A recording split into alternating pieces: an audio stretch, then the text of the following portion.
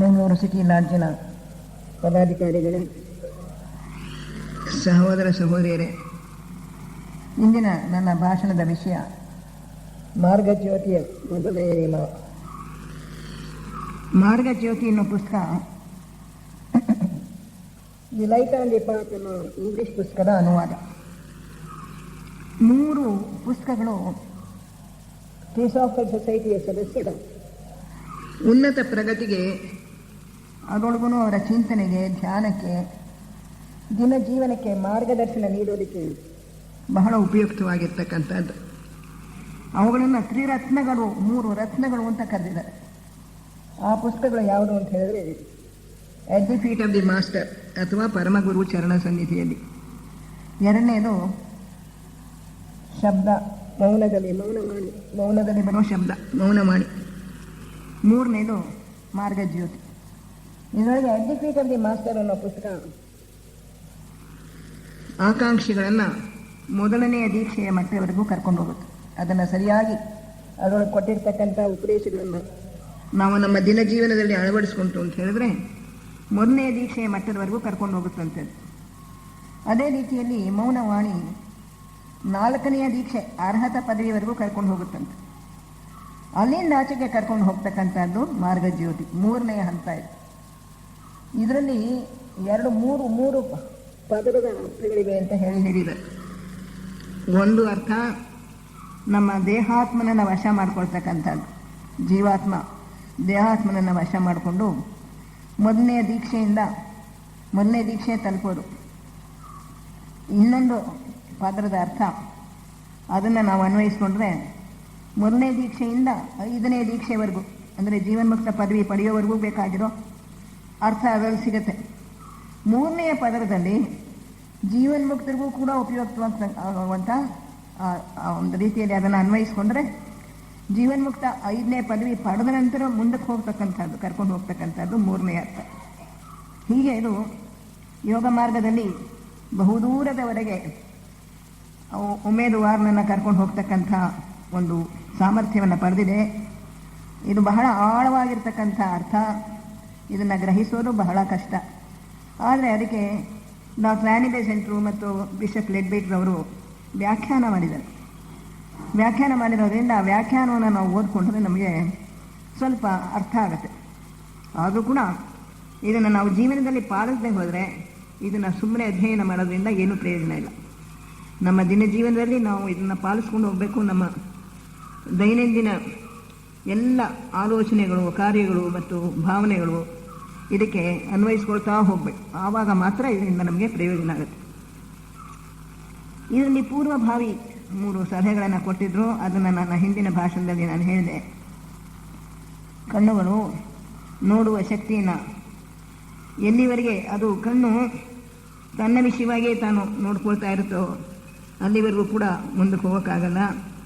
ಕಿವಿಗಳು ತನ್ನ ಸ್ತುತಿಗೆ ಅದು ಕಿವಿಡಾಗಬೇಕು, ಅಲ್ಲಿವರೆಗೂ ಕೂಡ ಮುಂದಕ್ಕೆ ಹೋಗೋಕ್ಕಾಗಲ್ಲ.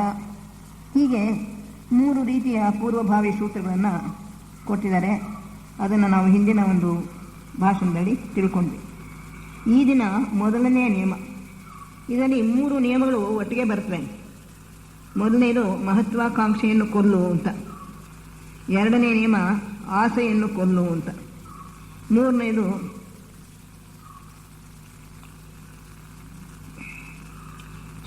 ಸುಖಾಪೇಕ್ಷೆಯನ್ನು ಕೊಲ್ಲು ಅಂತೇಳಿ. Kill out the desire for comfort, kill out ambition, kill out the desire for life ಅಂದ್ಬಿಟ್ಟು ಆಸೆಯನ್ನು ಕೊಲ್ಲು, ಕಿಲ್ ಔಟ್ ಡಿಸೈರ್, ಆಮೇಲೆ kill out the desire for life. ಇದು 3 ಕೂಡ ಹಾಗೇ ನಾವು ಇರೋ ಹಾಗೆ ಅರ್ಥ ಮಾಡ್ಕೊಂಡ್ಬಿಟ್ರೆ ಜೀವನದಲ್ಲಿ ಮುಂದುವರಿಯಕ್ಕೆ ಆಗಲ್ಲ. ಆಸೆಯನ್ನು ಕೊಂದುಬಿಟ್ರೆ, ಮಹತ್ವಾಕಾಂಕ್ಷೆಯನ್ನು ಕೊಂದುಬಿಟ್ರೆ, ಸುಖಾಪೇಕ್ಷೆಯನ್ನು ಕೊಂದುಬಿಟ್ರೆ, ಡಿಸೈರ್ ಫಾರ್ ಹ್ಯಾಪಿನೆಸ್, ಸುಖಾಪೇಕ್ಷೆ ಅನ್ಬೋದು ಅಥವಾ ಸಂತೋಷ ಅನ್ಬೋದು, ಅದಕ್ಕಿರೋ ಆಸೆಯನ್ನು ನಾವು ಕೊಂದುಬಿಟ್ರೆ ಜೀವನದಲ್ಲಿ ಏನು ಮುಳ್ಕೊಳ್ಳುತ್ತೆ? ಬರೀ ಶೂನ್ಯ ಅಂತ ಹೇಳ್ತಾರೆ. ನಾವು ಬದುಕಿರೋದೇ ಸಂತೋಷವಾಗಿರೋಕ್ಕೋಸ್ಕರ, ಸುಖವಾಗಿರೋದಕ್ಕೋಸ್ಕರ. ನಾವು ಬದುಕಿರಬೇಕು ಅಂತಂದರೆ, ಯಶಸ್ವಿಯಾಗಿ ಬದುಕಬೇಕು ಅಂದರೆ ಈ ಕಾಲದಲ್ಲಿ ಎಷ್ಟು ಕಾಂಪಿಟೇಷನ್ ಇದೆ ನೋಡಿ. ಸಿಕ್ಕಾಪಟ್ಟೆ ಸ್ಪರ್ಧೆ. 1 ಮಾರ್ಕ್ಸು ಅರ್ಧ ಮಾರ್ಕ್ನಲ್ಲಿ ಕೂಡ ಹೊರಟೋಗುತ್ತೆ ಸೀಟು. ಮೆಡಿಕಲ್ಗೆ, ಇಂಜಿನಿಯರಿಂಗ್ಗೆ ಹೋಗಬೇಕು ಅಂತ ಹೇಳಿದ್ರೆ ಎಷ್ಟೊಂದು ಶ್ರಮಪಟ್ಟು ವಿದ್ಯಾರ್ಥಿಗಳು ಓದ್ತಾರೆ. ಕೊನೆಯಲ್ಲಿ CET ಇನ್ನೊಂದು ಎಕ್ಸಾಮ್ ಎಲ್ಲ ಮಾಡಿ ಸ್ವಲ್ಪದರಲ್ಲೇ ಸೀಟ್ ಸಿಕ್ಕರೆ ಹೋಗ್ಬಿಡುತ್ತೆ. ಹೀಗೆ ಇಂಥ ಒಂದು ಸ್ಪರ್ಧಾ ಮನೋಭಾವ ಇರೋ ಕಾಲದಲ್ಲಿ ಮಹತ್ವಾಕಾಂಕ್ಷೆಯನ್ನು ಕೊಲ್ಲು ಅಂತ ಹೇಳಿಬಿಟ್ರೆ ಮನುಷ್ಯ ಮುಂದುವರಿಯೋದೇ ಇಲ್ಲ. ಅದರಿಂದ ಇಲ್ಲಿ ಕೊಟ್ಟಿರೋ ನಿಯಮಗಳು ಪ್ರವೃತ್ತಿ ಮಾರ್ಗದಲ್ಲಿ ಹೋಗ್ತಾ ಇರ್ತಕ್ಕಂಥವ್ರಿಗಲ್ಲ, ಇದು ನಿವೃತ್ತಿ ಮಾರ್ಗವನ್ನು ಪ್ರವೇಶಿಸಿರೋರಿಗೆ, ಸಾಧಾರಣ ಮಾನವರಿಗೋಸ್ಕರ ಅಲ್ಲ ಇದಿರೋದು. ಸಾಧಾರಣ ಮಾನವರು ಇದರೊಳಗೆ ಕೊಟ್ಟಿರೋದನ್ನು ಅವರು ಪೂರ್ತಿಯಾಗಿ ಪಾಲಿಸ್ಬಿಡ್ತು ಅಂತ ಹೇಳಿದ್ರೆ ಅವರು ಮುಂದುವರಿಯೋಕ್ಕೆ ಅವಕಾಶ ಆಗೋಲ್ಲ. ಮುಂದುವರಿಯೋ ಒಂದು ದೂಡುತ್ತೆ, ನಮ್ಮ ಭಾವನೆಗಳು, ನಮ್ಮ ಆಸೆಗಳು ನಮ್ಮ ಮುಂದಕ್ಕೆ ನೂಕುತ್ತೆ. ನೂಕೋ ಶಕ್ತಿನೇ ಇಲ್ಲದೆ ಹೋದರೆ ಮನುಷ್ಯ ಸೋಮಾರಿ ಆಗ್ಬಿಡ್ತಾನೆ. ಅದರಿಂದ ಅವ್ರಿಗೆಲ್ಲ ಇದು ಕೊಟ್ಟಿರೋದು. ಇದು ಯೋಗ ಮಾರ್ಗವನ್ನು ತುಳಿಬೇಕು ಅಂತ ಅಪೇಕ್ಷಿಸ್ತಾ ಇರ್ತಕ್ಕಂಥ ಆಕಾಂಕ್ಷೆಗಳಿಗೆ ಗುರುಗಳ ಶಿಷ್ಯರಾಗಬೇಕು, ನಾವು ದೀಕ್ಷಾ ಮಾರ್ಗದಲ್ಲಿ ಹೋಗಬೇಕು, ಪ್ರಪಂಚದ ಸೇವೆಯನ್ನು ಮಾಡಬೇಕು, ಗುರುಗಳ ಕೈಂಕರ್ಯವನ್ನು ಮಾಡಬೇಕು, ಅವರ ಕೆಲಸದಲ್ಲಿ ನಾವು ಪಾಲ್ಗೊಳ್ಬೇಕು ಅಂತ ಯಾರು ಬಯಸ್ತಾರೋ ಅಂಥ ಸೀರಿಯಸ್ ಆಸ್ಪಿರೆಂಟ್ಸ್, ಬಹಳ ಆಳವಾಗಿ ಬಯಕೆಯನ್ನು ಹೊಂದಿರತಕ್ಕಂಥ ಆಕಾಂಕ್ಷೆಗಳಿಗೋಸ್ಕರ ಬರೆದಿರ್ತಕ್ಕಂಥ ಪುಸ್ತಕ. ಅದನ್ನು ಆನಿ ಬೆಸೆಂಟ್ರು ಮತ್ತು ಲೆಡ್ಬೇಟರ್ ಅವರು ಸ್ಪಷ್ಟವಾಗಿ ತಮ್ಮ ವ್ಯಾಖ್ಯಾನದಲ್ಲಿ ತಿಳಿಸಿದ್ದಾರೆ. ಮಹತ್ವಾಕಾಂಕ್ಷೆಯನ್ನು ಕೊಲ್ಲು ಅಂತ ಹೇಳಿದ್ರೆ ಸಾಧಾರಣ ಮನುಷ್ಯ ಅವನು ಯಾವುದಕ್ಕೋಸ್ಕರ ಕಷ್ಟಪಡ್ತಾನೆ? ಹೆಂಡತಿ ಮಕ್ಕಳನ್ನ ಸಾಕೋದಕ್ಕೆ, ತಂದೆ ತಾಯಿಗಳನ್ನ ಪೋಷಿಸೋದಕ್ಕೆ, ತಾನು ಸುಖವಾಗಿರೋದಕ್ಕೆ ದುಡಿಬೇಕು, ಕಷ್ಟಪಟ್ಟು ಲಾಭ ಸಂಪಾದನೆ ಮಾಡಿ, ಹಣ ಸಂಪಾದನೆ ಮಾಡಿ ಅವ್ರನ್ನೆಲ್ಲ ಪೋಷಿಸಬೇಕು ಅನ್ನೋ ಒಂದು ಆಕಾಂಕ್ಷೆ, ಮಹತ್ವಾಕಾಂಕ್ಷೆ. ತಾನಿನ್ನೂ ಏರಬೇಕು, ಮುಂದಕ್ಕೆ ಏರಬೇಕು, ಪ್ರಮೋಷನ್ ಪಡ್ಕೋಬೇಕು, ದೊಡ್ಡ ಆಫೀಸರ್ ಆಗಬೇಕು, ಹೀಗೆ ಏನೇನೋ ಆಕಾಂಕ್ಷೆಗಳಿರುತ್ತೆ. ದೊಡ್ಡ ಇಂಜಿನಿಯರ್ ಆಗಬೇಕು, ದೊಡ್ಡ ವೈದ್ಯನಾಗಬೇಕು, ಅಥವಾ ದೊಡ್ಡ ಸಾಹಿತಿ ಆಗಬೇಕು. ಇಂಥ ಒಂದು ಆಕಾಂಕ್ಷೆ, ಮಹತ್ವಾಕಾಂಕ್ಷೆ ಇಟ್ಕೊಂಡು ಕಷ್ಟಪಟ್ಟು ಕೆಲಸ ಮಾಡಿ ಮುಂದುವರಿತಾರೆ. ಅದೇ ಆಸೆಗಳು ಅಷ್ಟೇ. ಆಸೆಗಳಿಲ್ಲದೆ ಹೋದರೆ ಮನುಷ್ಯ ಮುಂದಕ್ಕೆ ಹೋಗೋದೇ ಇಲ್ಲ. 3ನೇದು ಸುಖಾಪೇಕ್ಷೆ, ಹ್ಯಾಪಿನೆಸ್. ಅದು ಕೂಡ ಬೇಕು ಮನುಷ್ಯನಿಗೆ. ಆ ಅಪೇಕ್ಷೆ ಇಲ್ಲದೆ ಹೋದರೆ ನಾವು ಜೀವನದಲ್ಲಿ ನಮಗೆ ಏನೂ ಇಲ್ಲ, ಬರಡಾಗ್ಬಿಡ್ತು ಅಂತ ಅನಿಸುತ್ತೆ. ಅದರಿಂದ ಇದೆಲ್ಲವೂ ಕೂಡ ಸಾಮಾನ್ಯ ಮನುಷ್ಯನಿಗೆ ಇಲ್ಲದೆ ಹೋದರೆ, ಮಹತ್ವಾಕಾಂಕ್ಷೆ ಇಲ್ಲದೆ ಹೋದರೆ, ಆಸೆ ಇಲ್ಲದೆ ಹೋದರೆ, ಸಂತೋಷವಾಗಿರಬೇಕು ಅನ್ನೋ ಬಯಕೆ ಇಲ್ಲದೆ ಹೋದರೆ ಅವನು ಮುಂದಕ್ಕೆ ಹೋಗೋದಿಲ್ಲ. ಅವನನ್ನು ಮುಂದಕ್ಕೆ ಕರ್ಕೊಂಡು ಹೋಗೋ ಶಕ್ತಿ ಇದು. ಇದೆಲ್ಲ ದೇವರು ನಮ್ಮ ಮುಂದೆ ಇಟ್ಟಿರೋ ಆಟದ ಸಾಮಾನುಗಳು. ಒಂದು ಮಗು ನಡೆಯೋದಕ್ಕೆ ಕಲಿತಾ ಇರೋವಾಗ ತಾಯಿ ಅದು ಮುಂದೆ ನಡೀಲಿ ಅಂತ ಹೇಳಿ ಒಂದು ಆಟದ ಸಾಮಾನು ಹಾಕ್ತಾಳೆ, ಒಂದು ಬಣ್ಣದ ಸಾಮಾನು. ಅದಷ್ಟು ದೂರ 1-2 ಹೆಜ್ಜೆ ಇರುತ್ತೆ. ಅದು ಇನ್ನೇನು ಹತ್ತಿರ ಬಂತು ಅಂದಾಗ ಅದನ್ನು ಇನ್ನು ಸ್ವಲ್ಪ ಮುಂದೆ ಹಿಡಿತಾಳೆ. ಅವಾಗ ಇನ್ನೊಂದು 2 ಹೆಜ್ಜೆ ಇರುತ್ತೆ. ಹೀಗೆ ಆ ಮಗುಗೆ ಆಸೆ ಹುಟ್ಟಿಸಿ ಅದಕ್ಕೆ ನಡೆಯೋದಕ್ಕೆ ಅಥವಾ ಮುಂದಕ್ಕೆ ಹೋಗೋಕ್ಕೆ, ಅಂಬೆಗಾಲಿಡೋಕ್ಕೆ ಎಲ್ಲ ಕಲಿಸ್ತಾಳೆ ತಾಯಿ. ಹಾಗೆ ಭಗವಂತ ಈ ಅಧಿಕಾರ, ಹಣ, ಸುಖ ಇದನ್ನೆಲ್ಲ ನಮ್ಮ ಮುಂದೆ ಇಟ್ಟಿದ್ದಾನೆ, ಆಟದ ಸಾಮಾನುಗಳು. ನಾನು ಅಧಿಕಾರ ಪಡ್ಕೋಬೇಕು, ಈಗ MLA ಆಗಬೇಕು ಅಥವಾ MP ಆಗಬೇಕು. ಎಷ್ಟೊಂದು ನಡೀತಾ ಇದೆ ನೋಡಿ ಚುನಾವಣಾ ಪ್ರಚಾರ. ಹಣದ ಆಸೆ ತೋರಿಸ್ತಾರೆ, ಮದ್ಯದ ಆಸೆ ತೋರಿಸ್ತಾರೆ, ಇನ್ನೇನೇನೋ ನಿಮ್ಮ ಹಳ್ಳಿಗೆ ಇದು ಮಾಡಿಕೊಡ್ತೀವಿ, ಅದು ಮಾಡಿಕೊಡ್ತೀವಿ ಅಂತ ಹೇಳಿ ಅನುಕೂಲದ ಆಸೆಗಳು ತೋರಿಸ್ತಾರೆ. ಹೀಗೆಲ್ಲ ಮಾಡಿ ಅಧಿಕಾರಕ್ಕೆ ಬರ್ತಾರೆ. ಬಂದ ಮೇಲೆ ಯಾವುದನ್ನು ನೆರವೇರಿಸಲ್ಲ, ಅದು ಬೇರೆ ವಿಷಯ. ಅವರು ಅಧಿಕಾರಕ್ಕೆ ಬರಬೇಕಾದ್ರೆ ಜನರಿಗೆ ನಾನಾ ರೀತಿಯಾದಂಥ ಆನಿಮಿಷಗಳನ್ನು ತೋರಿಸ್ತಾರೆ. ಆವಾಗ ಜನರು ಅವರಿಗೆ ಓಟ್ ಕೊಡ್ತಾರೆ.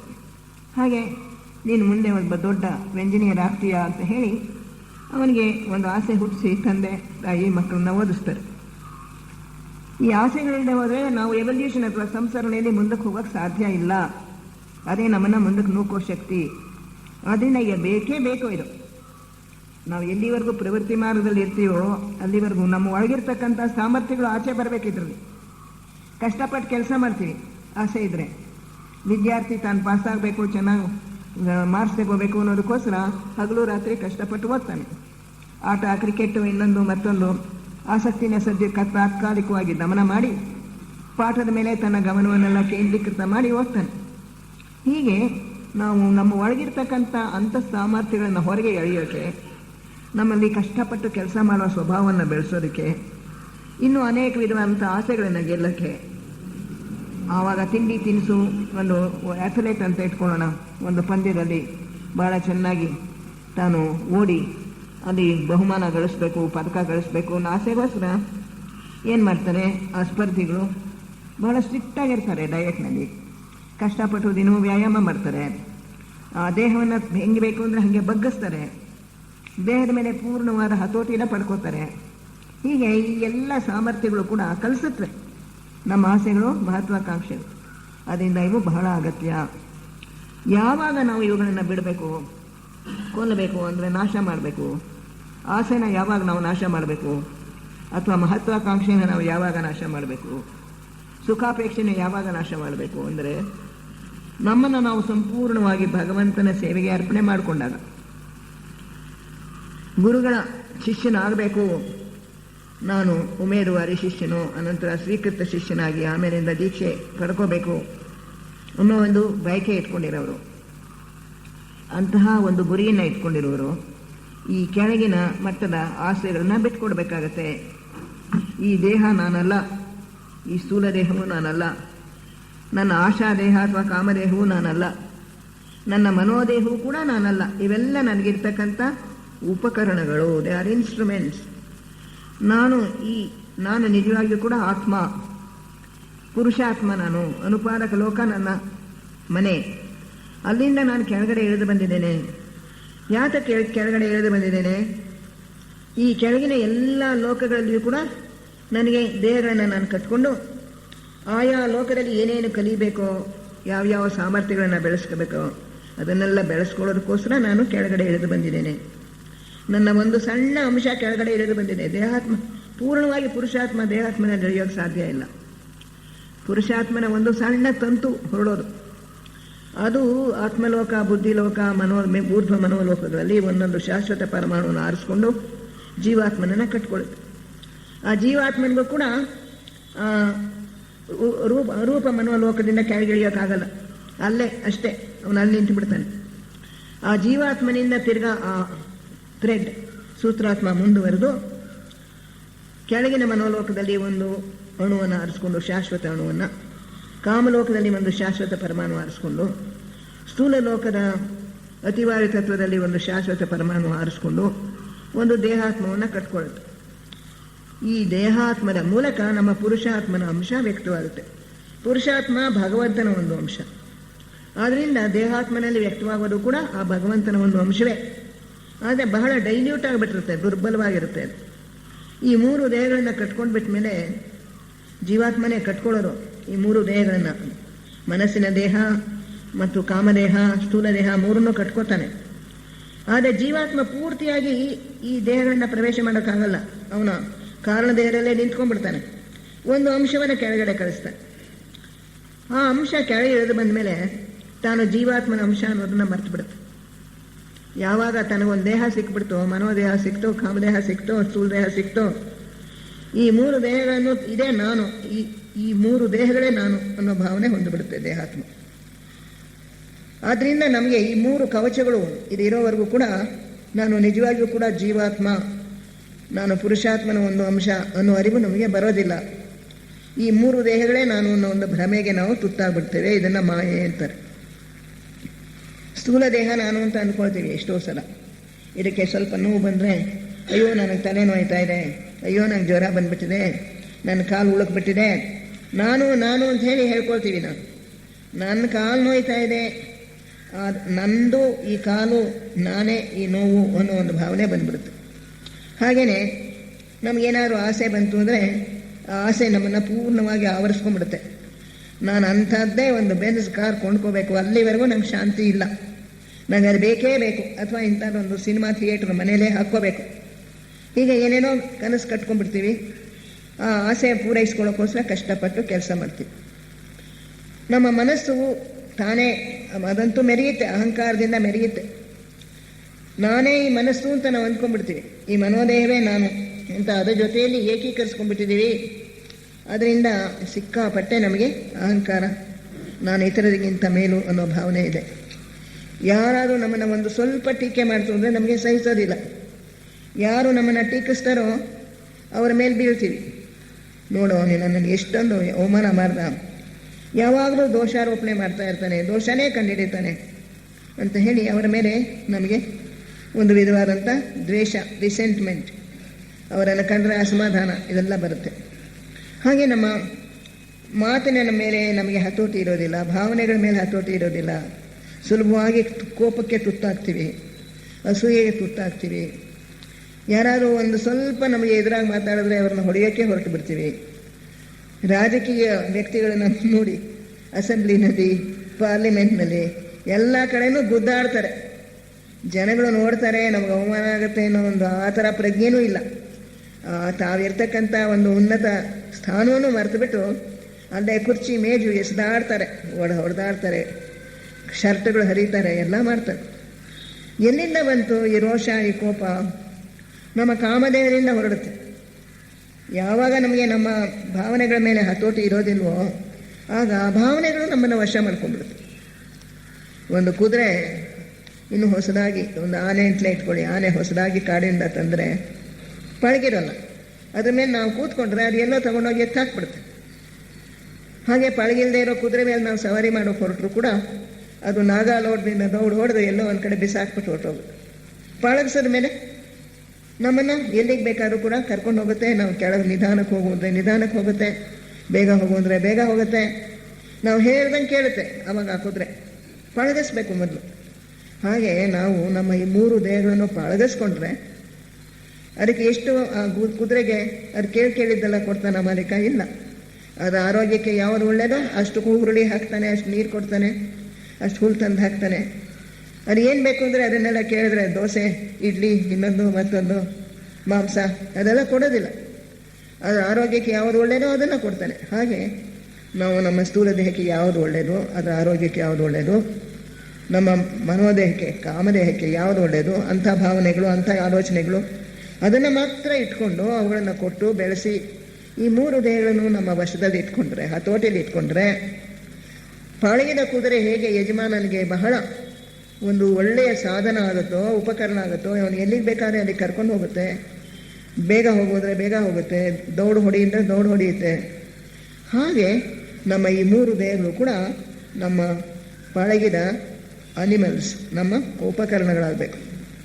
ಆವಾಗ ನಾವು ಅವುಗಳನ್ನು ಸಾಧನೆಗಳನ್ನಾಗಿ ಉಪಯೋಗಿಸ್ಕೊಂಡು ಈ ಪ್ರಪಂಚದಲ್ಲಿ ಬೇಕಾದಷ್ಟು ಕೆಲಸಗಳನ್ನು ಸಾಧಿಸ್ಬೋದು. ಆ ಒಂದು ಉದ್ದೇಶದಿಂದ ಗುರುಗಳು ಇದನ್ನು, ಈ ಉಪದೇಶಗಳು ಇದರೊಳಗೆ ಕೊಟ್ಟಿರೋ ಇದರ ಒಂದು ಹಿಸ್ಟ್ರಿ ಅದನ್ನು ನಾನು ಹಿಂದಿನ ಭಾಷಣದಲ್ಲಿ ಹೇಳಿದ್ದೆ, ಹ್ರಸ್ವವಾಗಿ ಹೇಳ್ತೀನಿ. ಬಹಳ ಪುರಾತನವಾಗಿರ್ತಕ್ಕಂಥ ಸಂಸ್ಕೃತ ಭಾಷೆಯಲ್ಲಿದೆ ಇದರ ಮೂಲ ಪ್ರತಿಗಳು, ತಾಳೆಗರಿಗಳು. ತಾಳೆಗರಿಗಳ ಮೇಲೆ ಬರೆದಿರ್ತಕ್ಕಂಥದ್ದು 30 ವಾಕ್ಯಗಳು. ಅದರೊಳಗೆ 15 ವಾಕ್ಯಗಳು ಈ ಮಾರ್ಗಜ್ಯೋತಿಯ ಮೊದಲನೇ ಭಾಗ ಆಗುತ್ತೆ. ಆಮೇಲೆ ಪುನಃ ಬರೆದಿರೋ 15 ವಾಕ್ಯಗಳು 2ನೇ ಭಾಗ ಆಗುತ್ತೆ. ಇದು ಒಂದೊಂದೇ ಸಾಲಿನಲ್ಲಿ ಬರೆದಿರ್ತಕ್ಕಂಥದ್ದು. ಅಡ್ಡಡ್ಡವಾಗಿ ತಾಳೆಗರಿ ಮೇಲೆ ಒಂದೊಂದೇ ಸಾಲು, ಒಂದೊಂದು ಹಾಳೆಯಲ್ಲಿ 3 ಸಾಲು ಬರೆದಿದ್ದಾರೆ. ಈ ಇವು ಬಹಳ ಪುರಾತನವಾದವು. ಅದು ಯಾವ ಕಾಲದಲ್ಲಿ ಬರೆದಿರೋದು ಅನ್ನೋದಕ್ಕೆ ನಮಗೆ ಸಿಗೋದೇ ಇಲ್ಲ ಅಂತ ಹೇಳಿ ಬರೆದಿದ್ದಾರೆ. ವಿ ಡೋಂಟ್ ನೋ ವೆನ್ ದೇವರ್ ಗಿವನ್ ಅಂದ್ಬಿಟ್ಟು. ಅಷ್ಟು ನಮ್ಮ ಶ್ವೇತರ್ಷಿ ಸಂಘದವರೆಗೇನೆ ಅದು ಯಾವ ಕಾಲದಲ್ಲಿ ಈ ಉಪದೇಶಗಳು ಕೊಡಲ್ಪಟ್ಟವು ಅನ್ನೋದನ್ನು ಅವರು ಬರೆದಿಲ್ಲ. ಬಹಳ ಪುರಾತನವಾದವು, ಬಹಳ ಪುರಾತನವಾಗಿರ್ತಕ್ಕಂಥ ಸಂಸ್ಕೃತ ಭಾಷೆಯಲ್ಲಿವೆ. ಅದನ್ನು 6ನೇ ದೀಕ್ಷೆಯನ್ನು ಪಡೆದಿರ್ತಕ್ಕಂಥ ವೆನಿಷಿಯನ್ ಚೌಹಾನ್ರವರು, ವೆನಿಷಿಯನ್ ಮಹರ್ಷಿಗಳು ಅದನ್ನು ತಮ್ಮ ಗ್ರೀಸ್ನಲ್ಲಿದ್ದಂತಹ ವಿದ್ಯಾರ್ಥಿಗಳಿಗೋಸ್ಕರ ಗ್ರೀಸ್ ಭಾಷೆಗೆ ತರ್ಜುಮೆ ಮಾಡಿಕೊಟ್ರು. ತಮ್ಮದೇ ಆಗಿರ್ತಕ್ಕಂಥ ಕೆಲವು ಟಿಪ್ಪಣಿಗಳನ್ನು ಕೂಡ ಸೇರಿಸಿದರು. ಅನಂತರ ಆ ಗ್ರೀಸ್ ಭಾಷೆಯಲ್ಲಿದ್ದಂಥ ಗ್ರಂಥವನ್ನು ಮಾಸ್ಟರ್ ಹೈಲೇರಿಯನ್ ಅವರು ಇಂಗ್ಲೀಷ್ ಭಾಷೆಗೆ ತರ್ಜುಮೆ ಮಾಡಿ ವೆನಿಷಿಯನ್ ಮಾಸ್ಟರ್ಗಳಿರೋ ಅವರ ಟಿಪ್ಪಣಿಗಳ ಜೊತೆಗೆ ತಮ್ಮದೇ ಆಗಿರ್ತಕ್ಕಂಥ ಮತ್ತಷ್ಟು ವಿವರಣೆಗಳನ್ನು ಸೇರಿಸಿದರು. ಹೀಗೆ ಈ 3 ಮಜಲಿನಲ್ಲಿದೆ ಇದನ್ನು ಅಂತ ಹೇಳ್ತಾರೆ. ಮೊದಲನೇದು ಪುರಾತನವಾಗಿರ್ತಕ್ಕಂಥ ತಾಳೆಗರಿಯಲ್ಲಿರ್ತಕ್ಕಂಥ ವಾಕ್ಯ, ಮಹತ್ವಾಕಾಂಕ್ಷೆಯನ್ನು ಕೊಲ್ಲು ಅಂತ ಒಂದು ವಾಕ್ಯ, ಆಸೆಯನ್ನು ಕೊಲ್ಲು ಅಂಥದ್ದು 2ನೇದು ನಿಯಮ, ಹಾಗೆ ಸುಖಾಪೇಕ್ಷೆಯನ್ನು ಕೊಲ್ಲು 3ನೇ ನಿಯಮ. ಇದಕ್ಕೆ ವೆನಿಷಿಯನ್ ಮಾಸ್ಟ್ರು ಏನು ಬರೆದಿದ್ದಾರೆ ಟಿಪ್ಪಣಿ ಅಂತ ಹೇಳಿದ್ರೆ, ಮಹತ್ವಾಕಾಂಕ್ಷೆ ಇರುವವರಂತೆ ನೀನು ಕೆಲಸ ಮಾಡು. ಮಹತ್ವಾಕಾಂಕ್ಷೆ ಕೊಲ್ಲು, ಅದು ನಿಜ, ಅದು ಮಾಡಬೇಕು.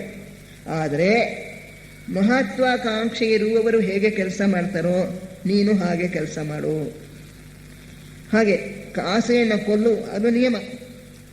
ಆಸೆಯನ್ನು ಕೊಲ್ಲಬೇಕಾದ್ದು ಸತ್ಯ. ಆದರೆ ಆಸೆ ಇರುವವರು ಹೇಗೆ ಕೆಲಸ ಮಾಡ್ತಾರೋ, ಎಷ್ಟು ಕಷ್ಟಪಟ್ಟು ಕೆಲಸ ಮಾಡ್ತಾರೋ, ನೀನು ಹಾಗೆ ಕೆಲಸ ಮಾಡಬೇಕು ಅಂತ ವೆನಿಷಿಯನ್ ಮಾಸ್ಟರ್ ಸೇರಿಸಿದ್ದಾರೆ. ಹಾಗೆ ಸುಖಾಪೇಕ್ಷೆಯನ್ನು ಕೊಲ್ಲು ಅನ್ನೋದಕ್ಕೆ ವೆನಿಷಿಯನ್ ಮಾಸ್ಟರ್ ಏನು ಸೇರಿಸಿದ್ದಾರೆ? ಸುಖಾಪೇಕ್ಷೆ ಇರುವವರು ಹೇಗೆ ಸಂತೋಷದಿಂದ ಇರ್ತಾರೋ, ನೀನು ಹಾಗೆ ಸಂತೋಷದಿಂದ ಇರು. ಅದರಿಂದ ಇದನ್ನು ಅವ್ರು ಬರೀದೇ ಹೋದರೆ ನಮಗೆ ಕನ್ಫ್ಯೂಸ್ ಆಗಿಬಿಡ್ತಾ ಇತ್ತು. ಮಹತ್ವಾಕಾಂಕ್ಷೆ ಕೊಂದ್ಬಿಡ್ಬೋದು. ಸರಿ, ಆಮೇಲೆ ಏನು ಮಾಡಬೇಕು? ಎಷ್ಟೋ ಜನಕ್ಕೆ ಏನಾಗುತ್ತೆ, ಈ ನಿಯಮಗಳನ್ನು ಅಥವಾ ಅವರೇನೇ ಜೀವನದಲ್ಲಿ ಅನುಭವಿಸ್ತಾರೆ ಅಂದ್ಕೊಡಿ, ಕಷ್ಟ ಸುಖ ಅನುಭವಿಸ್ತಾರೆ, ಬೇಕಾದಷ್ಟು ಅಧಿಕಾರಕ್ಕೋಸ್ಕರ ಶ್ರಮ ಪಟ್ಟಿರ್ತಾರೆ ಅಥವಾ ಹಣಕ್ಕೋಸ್ಕರ ದುಡ್ದಿರ್ತಾರೆ. ಆದರೆ ಅಧಿಕಾರ ಸಿಕ್ಕಿದ ಮೇಲೆ ಏನಾಗುತ್ತೆ? It becomes useless. ಅದರಿಂದ ಅವ್ರಿಗೆ ಬೇಕಾಗಿದ್ದಂಥ ಸಂತೋಷ ಸಿಗೋದಿಲ್ಲ. ಈಗ ಮಂತ್ರಿಗಳಾಗ್ತಾರೆ, ಮಂತ್ರಿಗಳಾದಮೇಲೆ ಅವ್ರು ಏನು ಇಲಾಖೆ ಬೇಕು ಅಂತ ಬಯಸಿದ್ರು ಅದು ಸಿಕ್ಕೋಲ್ಲ. ಅಥವಾ ಅದೇ ಸಿಕ್ಕಿದ್ರೂ ಕೂಡ ಚೀಫ್ ಮಿನಿಸ್ಟ್ರ್ ಏನು ಹೇಳ್ತಾರೋ ಅದ್ರ ಹೀಗೆ ನಡ್ಕೋಬೇಕು, ಅವರ ಇಷ್ಟಕ್ಕೆ ವಿರುದ್ಧವಾಗಿ ಹೋಗೋ ಹಾಗಿಲ್ಲ. ಹೀಗೆಲ್ಲ ಪ್ರತಿಬಂಧಗಳು ಬಂದ್ಬಿಡ್ತವೆ. ಲೋಕಾಯುಕ್ತರು ಯಾವಾಗ ಬಂದು ಏನೋ ನಮ್ಮ ಆಸ್ತಿ ಪಾಸ್ತಿ ದೋಚ್ಕೊಂಡು ಹೋಗ್ಬಿಡ್ತಾರೋ ಅದು ಭಯ. ಹೀಗೆ ಯಾವಾಗಲೂ ಕೂಡ ಆ ಒಂದು ಅಧಿಕಾರ ಸ್ಥಾನಕ್ಕೆ ಬಂದ ಮೇಲೆ ಅಯ್ಯೋ ನಾನು ಇದಕ್ಕೋಸ್ಕರ ಇಷ್ಟೊಂದು ಕಷ್ಟಪಟ್ಟನ, ಈಗ ನೋಡಿದ್ರೆ ಇದು ಯಾಕೋ ನಾನು ಅಂದ್ಕೊಂಡು ಹಿಂಗಿಲ್ವಲ್ಲ, ನನಗೆ ಅಷ್ಟೊಂದು ಅಧಿಕಾರ ಸಿಕ್ಕೋಲ್ಲ, ನನಗೆ ಅಷ್ಟೊಂದು ಸ್ವಾತಂತ್ರ್ಯ ಇಲ್ಲ, ಎಲ್ಲ ಕಡೆಯೂ ನನ್ನನ್ನು ಹಿಡಿದು ಎಳೀತಾರೆ, ಆ ಲಿಮಿಟ್ಸ್ ಒಳಗೆ ನಾನು ಬಂಧನದೊಳಗೆ ಸಿಕ್ಕೊಂಡು ಕೆಲಸ ಮಾಡಬೇಕು ಅಂತ ಆಗುತ್ತೆ. ಆಮೇಲೆ ಅದು ಒಂದು ಸ್ವಲ್ಪ ವರ್ಷ ಇರುತ್ತೆ, ಅಧಿಕಾರ ಸ್ಥಾನ ಹೊರಟೋದ ಮೇಲಿಂದ ಮತ್ತೆ ಅಧಿಕಾರಕ್ಕೆ ಬರದೇ ಹೋಯಿತು ಅಂದರೆ ಅವರಿಗೆ ನಿರಾಸೆ ಉಂಟಾಗುತ್ತೆ, ಫ್ರಸ್ಟ್ರೇಷನ್, ಒಂದು ರೀತಿಯಾಗಿರ್ತಕ್ಕಂಥ ಆಶಾಭಂಗ, ಇದೆಲ್ಲ ಆಗಿಬಿಡುತ್ತೆ. ಅಧಿಕಾರ ಯಾವುದು ಕೂಡ ಶಾಶ್ವತ ಇಲ್ಲ. ಸ್ವಲ್ಪ ದಿನ ಅಧಿಕಾರ ಇರುತ್ತೆ, ಆಮೇಲಿಂದ ಅದು ಹೊರಟೋಗುತ್ತೆ. ಅದು ಹೊರಟೋಗ್ಬಿಟ್ಟ ಮೇಲೆ ಅವ್ರನ್ನ ಯಾರೂ ಕೇಳೋರೇ ಇಲ್ಲ. ರಸ್ತೆಗೆ ಹೋದರೆ ಒಂದು ನಮಸ್ಕಾರ ಕೂಡ ಮಾಡಲ್ಲ. ಅವನು ನಿಜವಾಗಿ ಜನರಿಗೆ ಉಪಕಾರ ಮಾಡಿದರೆ ಒಂದು ನಮಸ್ಕಾರ ಮಾಡ್ತಾರೆ, ಇಲ್ಲ ಅಂತ ಹೇಳಿದ್ರೆ ಅವನ ಮುಖ ತಿರುಗಿಸ್ಕೊಂಡು ಬೇರೆ ಕಡೆ ಹೋಗ್ತಾರೆ. ಹೀಗೆ ಅಧಿಕಾರ ಅನ್ನೋದು ಕೂಡ ಅಯ್ಯೋ ಕೊನೆಗೆ ಏನು ನನಗೆ ಇದರಿಂದ ಸಿಗಲಿಲ್ವಲ್ಲ ಅಂಥೇಳಿ ನಿರಾಸೆ ಆಗುತ್ತೆ. ಅಥವಾ ಹಣ ಎಲ್ಲ ಕಷ್ಟಪಟ್ಟು ಸಂಪಾದನೆ ಮಾಡ್ತಾರೆ, ಆಮೇಲಿಂದ ನೋಡಿದ್ರೆ ಅದನ್ನು ಮಕ್ಕಳು ಬೇಕಾದ ರೀತಿಯಲ್ಲಿ ಅದನ್ನು ಬಹಳ ದಂಡ ಮಾಡಿಬಿಡ್ತಾರೆ. ಅಥವಾ ಇನ್ಕಮ್ ಟ್ಯಾಕ್ಸ್ನವ್ರು ಬಂದು ಕಿತ್ಕೊಂಡು ಹೋಗ್ತಾರೆ, ಅಥವಾ ಬೇರೆ ರೀತಿಯಲ್ಲಿ ನಷ್ಟ ಆಗುತ್ತೆ. ಇದಕ್ಕೆ ನನಗೆ ಸ್ಟಾಕ್ ಮಾರ್ಕೆಟ್ ಹೊರಟೋಗುತ್ತೆ. ಸ್ಟಾಕ್ ಮಾರ್ಕೆಟ್ ಇವಾಗ ಇಳಿದೋಗ್ಬಿಟ್ಟಾಗ ಎಷ್ಟೊಂದು ಜನ ಆತ್ಮಹತ್ಯೆ ಮಾಡ್ಕೊಂಡ್ಬಿಟ್ರು. ಅಮೆರಿಕ ದೇಶದಲ್ಲೂ ಅಷ್ಟೇ, ನಮ್ಮ ದೇಶದಲ್ಲೂ ಅಷ್ಟೇ. ಅವ್ರ ಹಣನೆಲ್ಲ ಸ್ಟಾಕ್ಗಳಲ್ಲಿ ಹಾಕ್ಬಿಟ್ಟಿದ್ರು. ಎಷ್ಟೋ ಜನ ಸಾಲ ಮಾಡಿ ಹಾಕಿರ್ತಾರೆ. ಯಾವಾಗ ಅದು ಕುಸಿದೋಯ್ತೋ, ಅವ್ರ ಹಣ ಎಲ್ಲ ಹೊರಟೋಯ್ತೋ, ಇನ್ನೇನು ಜೀವನಕ್ಕೆ ಗತಿ ಇಲ್ಲದೇನೆ ಕೆಲವರೆಲ್ಲ ಆತ್ಮಹತ್ಯೆ ಮಾಡ್ಕೊಂಡ್ರು. ಹೀಗೆ ಹಣ ಇದ್ದಕ್ಕಿದ್ದಾಗೆ ಅದರ ವ್ಯಾಲ್ಯೂ, ಮೌಲ್ಯ ಕಮ್ಮಿ ಆಗಿಬಿಡುತ್ತೆ, ಕುಸಿದೋಗ್ಬಿಡುತ್ತೆ. ಅಥವಾ ಕಳ್ಳರು ಬಂದು ಕದ್ಕೊಂಡು ಹೋಗ್ತಾರೆ, ಏನೇನೋ ಆಗ್ಬಿಟ್ಟು ಹಣ ಕೂಡ ತಾವು ಏನು ಸುಖ ಅದರಿಂದ ಸಿಗುತ್ತೆ ಅಂದ್ಕೊಂಡಿದ್ದು ಅದು ಸಿಗೋಲ್ಲ ಅಂತ ಗೊತ್ತಾಗತ್ತೆ ಅನುಭವದಿಂದ. ಅಧಿಕಾರ, ಹಣ ಎಲ್ಲನೂ ಅಷ್ಟೇ. ಹಣಕ್ಕೋಸ್ಕರ ಅವ್ರು ಎಷ್ಟೊಂದು ದುಡ್ದಿದ್ರು ಆ ಶ್ರಮ ಎಲ್ಲ ನಾಶ ಆಯಿತು. ಹೀಗೆ ಮನುಷ್ಯನಿಗೆ ಒಂದಲ್ಲ ಒಂದು ಕಾಲದಲ್ಲಿ ವೈರಾಗ್ಯ ಬರುತ್ತೆ. ಇದೆಲ್ಲವೂ ಕೂಡ ಯಾವುದು ನನಗೆ ನಿಜವಾದಂಥ ಶಾಶ್ವತವಾದಂಥ ಸುಖನ ಕೊಡ್ತಾ ಇಲ್ಲ. ಹಣ ಇದ್ದಷ್ಟು ಕೂಡ ಮನಃಶಾಂತಿ ಕಡಿಮೆ. ಇನ್ಕಮ್ ಟ್ಯಾಕ್ಸು ಎಷ್ಟು, ಪ್ರಾಪರ್ಟಿ ಟ್ಯಾಕ್ಸು ಎಷ್ಟು, ಎಲ್ಲ ಕ್ಯಾಲ್ಕುಲೇಟ್ ಮಾಡಬೇಕು, ತಗೊಂಡೋಗಿ ಕಟ್ಟಬೇಕು. ಆಮೇಲಿಂದ ಪುನಃ ಅವರು ಲಂಚ ಕೇಳ್ತಾ ಇರ್ತಾರೆ, ಏನೇನೋ ಬರ್ತಾ ಇರುತ್ತೆ ಕಷ್ಟಗಳು. ಮಕ್ಕಳು ಸರಿಯಾದ ದಾರಿ ಬೆಳೆಯಲ್ಲ. ತುಂಬ ಹಣ ಇರೋರ ನೋಡಿ ಬೇಕಾದ್ರೆ ಅವ್ರ ಮನೆಯಲ್ಲಿ ಮಕ್ಕಳು ಹೆಂಡ ಕುಡಿಯೋದು, ಜೂಜಾಡೋದು, ಮತ್ತು ದೊಡ್ಡ ಶ್ರೀಮಂತ ಹೋಟೆಲ್ಗಳಿಗೆ ಹೋಗ್ಬಿಟ್ಟು ಅಲ್ಲಿ ಹಣ ದಂಡ ಮಾಡೋದು ಎಲ್ಲ ಮಾಡ್ತಾರೆ ಈ ಮಂತ್ರಿಗಳ ಮಕ್ಕಳು. ಇದೆಲ್ಲ ನೋಡ್ತಾ ಇರ್ತೀವಿ, ಪೇಪರ್ಗಳಲ್ಲಿ ಓದ್ತಾ ಇರ್ತೀವಿ. ಇದು ಓದಿದಾಗ ಮಕ್ಕಳು ಸರಿಯಾದ ದಾರಿಯಲ್ಲಿ ಬೆಳೆಯಲ್ಲ, ತುಂಬ ಹಣ ಇರೋರಿಗೆ. ಅದಕ್ಕೆ ಬಿಲ್ ಗೇಟ್ಸು, ಅವನು ಪ್ರಪಂಚದಲ್ಲೇ ತುಂಬ ಕೋಟ್ಯಾಧೀಶ್ವರ, ಅವನು ಎಲ್ಲರಿಗಿಂತ ಹಣ ಇರತಕ್ಕಂಥವ್ನು. ಅವನೇನು ಹೇಳಿದ್ದಾನೆ, ನನ್ನ ಮಕ್ಕಳಿಗೆ ನಾನು ಏನು ಆಸ್ತಿ ಪಾಸ್ತಿ ಬಿಡಲ್ಲ, ಅವರೇ ಕಷ್ಟಪಟ್ಟು ದುಡಿಬೇಕು, ಆವಾಗಲೇ ಅವರಿಗೆ ಹಣದ ಬೆಲೆ ಗೊತ್ತಾಗೋದು ಅಂಥೇಳಿ ತನ್ನ ಆಸ್ತಿ ಪಾಸ್ತಿ ಏನಿದೆ ಎಲ್ಲನೂ ಬೇರೆ ಬೇರೆ ಇದಕ್ಕೆ ಕೊಟ್ಬಿಡ್ತಾ ಇದ್ದಾನೆ. ದಾನ ಮಾಡಿ ಬೇರೆ ಬೇರೆ ಸಂಸ್ಥೆಗಳಿಗೆ ಕೊಟ್ಟು ಅವುಗಳಿಗೆ ಟ್ರಸ್ಟ್ಗಳು ಕ್ರಿಯೇಟ್ ಮಾಡಿಬಿಡ್ತಾ ಇದ್ದಾನೆ. ಮಕ್ಕಳಿಗೆ ನಾನು ಹಣ ಬಿಡೋದಿಲ್ಲ ಅಂತ ಹೇಳಿದ್ದೆ. ಅಂಥವ್ರು ಬುದ್ಧಿವಂತರು. ಯಾರು ಮಕ್ಕಳಿಗೆ ತುಂಬ ಹಣ ಕೈನಲ್ಲಿ ಕೊಟ್ಬಿಡ್ತಾರೋ ಅಂಥ ಮಕ್ಕಳು ಕೆಟ್ಟು ಹೋಗ್ಬಿಡ್ತಾರೆ. ಈ ಒಂದು ಹಣದಿಂದ ಮತ್ತು ಅಧಿಕಾರದಿಂದ ನಿಜವಾದಂಥ ಸಂತೋಷ ಸಿಗೋಲ್ಲ ಅಂತ ಮನುಷ್ಯನಿಗೆ ಕನ್ವಿನ್ಸ್ ಆದಾಗ, ಅನುಭವದಿಂದ ಅವನಿಗೆ ತಿಳುವಳಿಕೆ ಬಂದಾಗ ಅವನಿಗೆ ಅದರ ಮೇಲೆ ಇರ್ತಕ್ಕಂಥ ಮೋಹ ಹೋಗುತ್ತೆ. ಶಾಶ್ವತವಾಗಿರ್ತಕ್ಕಂಥ ಸುಖ ಹೇಗೆ ಸಿಗಬೇಕು, ಶಾಶ್ವತವಾಗಿರ್ತಕ್ಕಂಥ ಆನಂದ ಎಲ್ಲಿ ಪಡಿಬೇಕು ಅಂತ ಅವನು ಆಲೋಚನೆ ಮಾಡಿದಾಗ ಗೊತ್ತಾಗತ್ತೆ, ನನ್ನ ಆತ್ಮನ ಒಳಗೇ ಇದೆ ಆನಂದ. ನಾನು ಒಳಗಿನಿಂದ ಶಾಂತಿ ಸುಖ ಪಡ್ಕೋಬೇಕೇ ಹೊರತು ಹೊರಗಡೆಯಿಂದ ಅದು ನನಗೆ ಸಿಗೋಕ್ಕೆ ಸಾಧ್ಯ ಇಲ್ಲ. ಹೊರಗಡೆ ಎಷ್ಟೇ ಅಧಿಕಾರ ಇರಲಿ, ಹಣ ಇರಲಿ, ಬೇರೆ ಸುಖ ವಸ್ತುಗಳಿರಲಿ, ಭೋಗ ವಸ್ತುಗಳಿರಲಿ, ಅದೆಲ್ಲವೂ ಕೂಡ ತಾತ್ಕಾಲಿಕ, ಹೊರಟೋಗುತ್ತೆ. ಅದರಿಂದ ನಿಜವಾದ ಶಾಂತಿ ಮನಸ್ಸಿಗೆ ಸಿಗೋದಿಲ್ಲ. ನಿಜವಾದ ಮನಸ್ಸಿಗೆ ಶಾಂತಿ ಸಿಗಬೇಕಾದ್ರೆ ಅದು ಒಳಗಿನಿಂದ ಬರಬೇಕು ಅನ್ನೋ ಒಂದು ತಿಳುವಳಿಕೆ ಬಂದಾಗ ಅವನು ನಿವೃತ್ತಿ ಮಾರ್ಗಕ್ಕೆ ಬರ್ತಾನೆ. ನಿವೃತ್ತಿ ಮಾರ್ಗದಲ್ಲಿ ಯಾರು ಹೋಗ್ತಾರೋ ಅಂಥವರು ಆಸೆಗಳನ್ನು ಬಿಡಬೇಕಾಗತ್ತೆ, ಆಸೆಗಳನ್ನು ನಾಶ ಮಾಡಬೇಕಾಗತ್ತೆ. ಹಾಗೆ ಮಹತ್ವಾಕಾಂಕ್ಷೆ, ಆಂಬಿಷನ್, ನಾನು ತುಂಬ ಮೇಲಕ್ಕೆ ಏರಬೇಕು ಅನ್ನೋದನ್ನು ಕೂಡ ಬಿಟ್ಟು ಬಿಡಬೇಕಾಗತ್ತೆ. ಗುರುಗಳ ಶಿಷ್ಯನಾಗಿದ್ದಂಥ ಒಬ್ಬ ವ್ಯಕ್ತಿ, ಅವನು ಬಹಳ ಯೋಗ್ಯ, ಬಹಳ ಸಾಮರ್ಥ್ಯ ಇತ್ತು. ಅವನನ್ನು ಗುರುಗಳು ಕೇಳ್ತಾರೆ, ನೋಡಪ್ಪ ನಿನಗೆ ಇವಾಗ 2 ಚಾಯ್ಸ್ ಇದೆ. ನೀನು ಬೇಕಾದರೆ ಬ್ರಿಟಿಷ್ ರಾಜ್ಯದ ಪ್ರಧಾನಮಂತ್ರಿ ಆಗ್ಬೋದು. ಅವನು ಇಂಗ್ಲೀಷ್ ದೇಶದವನು, ಇಂಗ್ಲೆಂಡ್ ದೇಶದವನು. ನಿನ್ನನ್ನು ಬೇಕಾದ್ರೆ ಪ್ರಧಾನಿ ಮಂತ್ರಿ ಆಗೋ ಒಂದು ಅವಕಾಶ ಇದೆ. ಇಲ್ಲ ಅಂದರೆ ನೀನು ಯೋಗ ಮಾರ್ಗದಲ್ಲಿ ಬೇಕಾದಷ್ಟು ಸೇವೆ ಮಾಡೋರ ಇನ್ನೊಂದು ಅವಕಾಶ ಇದೆ. ಇದು 2ರಲ್ಲಿ ನಿನಗೆ ಯಾವುದು ಬೇಕು ಅಂತ ಕೇಳ್ತಾರೆ. ಅವನು ಇನ್ನೂ ಆಗ್ತಾನೆ ಶಿಷ್ಯನಾಗಿದ್ದವನು. ಅವನು ಅಂದ್ಕೊಳ್ತಾನೆ, ನಾನು ಯೋಗ ಮಾರ್ಗದಲ್ಲಿ ಇದ್ದುಕೊಂಡು ಸೇವೆ ಮಾಡೋದಕ್ಕಿಂತ ಪ್ರಧಾನಮಂತ್ರಿ ಆಗಿದ್ದರೆ ನನಗೆ ಜನಗಳ ಸೇವೆ ಮಾಡೋಕ್ಕೆ ತುಂಬ ಅವಕಾಶ ಸಿಗುತ್ತೆ, ನಾನು ತುಂಬ ಕೆಲಸ ಮಾಡ್ಬೋದು, ಜನಗಳಿಗೆ ಉಪಕಾರ ಮಾಡ್ಬೋದು ಅಂಥೇಳಿ ನಾನು ಪ್ರಧಾನಮಂತ್ರಿ ಆಗ್ತೀನಿ ಅಂತ ಅದನ್ನು ಚೂಸ್ ಮಾಡ್ಬೋದು. ಸರಿ, ಆಮೇಲೆ ಅವನು ಪ್ರಧಾನಮಂತ್ರಿ ಆಗ್ತಾನೆ. ಇದು ನಡೆದಿರ್ತಕ್ಕಂಥದ್ದು. ಅವನ ಹೆಸರು ಈಗ ಮರೆತು ಬಿಟ್ಟಿದ್ದೀನಿ. ಪ್ರಧಾನಮಂತ್ರಿ ಆಗ್ತಾನೆ ಬ್ರಿಟನ್ನಲ್ಲಿ. ಆದರೆ ಅವನಿಗೆ ಕೆಲಸ ಮಾಡ್ತಾ ಮಾಡ್ತಾ ಅನಿಸುತ್ತೆ, ನಾನು ತಿಳ್ಕೊಂಡಿದ್ದಷ್ಟು ಕೆಲಸ ನನಗೆ ಮಾಡೋಕ್ಕಾಗ್ತಾ ಇಲ್ಲ. ಪಾರ್ಲಿಮೆಂಟ್ ಅವರಿಗೆ ನಾನು ಜವಾಬ್ದಾರನಾಗಿದ್ದೀನಿ, ಪಾರ್ಲಿಮೆಂಟ್ಗೆ ವಿರುದ್ಧವಾಗಿ ನಾನು ಹೋಗೋ ಹಾಗಿಲ್ಲ. ಅವರು ಏನು ಕಟ್ಟುಪಾಡು ಹಾಕ್ತಾರೋ ಅದರೊಳಗೆ ನಾನು ನಡಿಬೇಕು. ಆಮೇಲೆ ಯಾವುದಾದ್ರೂ ಒಂದು ಕೆಲಸ ಮಾಡೋಕ್ಕೆ ಹೊರಟ್ರೆ ಬೇಕಾದಷ್ಟು ಜನಗಳನ್ನು, ಅವರ ಒಂದು ಇಷ್ಟಗಳನ್ನು ನಾನು ಪೂರೈಸಬೇಕು. ಅದಕ್ಕೆ ಹಣ ಕೊಡ್ತಕ್ಕಂಥವ್ರು ದೊಡ್ಡ ದೊಡ್ಡ ಮ್ಯಾಗ್ನೇಟ್ಸು, ಇಂಡಸ್ಟ್ರಿಯಲಿಸ್ಟು, ಅವರ ವಿರುದ್ಧವಾಗಿ ನಾನು ನಡ್ಕೊಳಕ್ಕಾಗಲ್ಲ, ಹಣ ಸಿಗೋಲ್ಲ, ಕೆಲಸ ಕಾರ್ಯಗಳಿಗೆ ಹಣ ಸಿಗೋಲ್ಲ.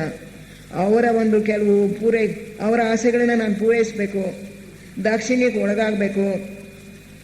ಹೀಗಾಗ್ಬಿಟ್ಟು ಅವನಿಗೆ ತಾನು ಜನಗಳ ಪ್ರಗತಿಗೋಸ್ಕರ ಏನೇನು ಯೋಜನೆಗಳು ಹಾಕ್ಕೊಂಡಿದ್ನೋ ಅದನ್ನೆಲ್ಲ ನೆರವೇರಿಸೋಕ್ಕಾಗಲಿಲ್ಲ. ಸ್ವಲ್ಪ ಮಟ್ಟಿಗಾಯಿತು, ಇನ್ನೆಷ್ಟೋ ಭಾಗ ನೆರವೇರಲಿಲ್ಲ. ಯಾವಾಗಲೂ ಕೂಡ ಅಯ್ಯೋ ಇದಾಗಬೇಕಲ್ಲ, ಅದಾಗಬೇಕಲ್ಲ ಅನ್ನೋ ಆತಂಕ, ಅವರು ಒಪ್ಕೊಳ್ಳಿಲ್ವಲ್ಲ ಅಂತ ನಿರಾಸೆ.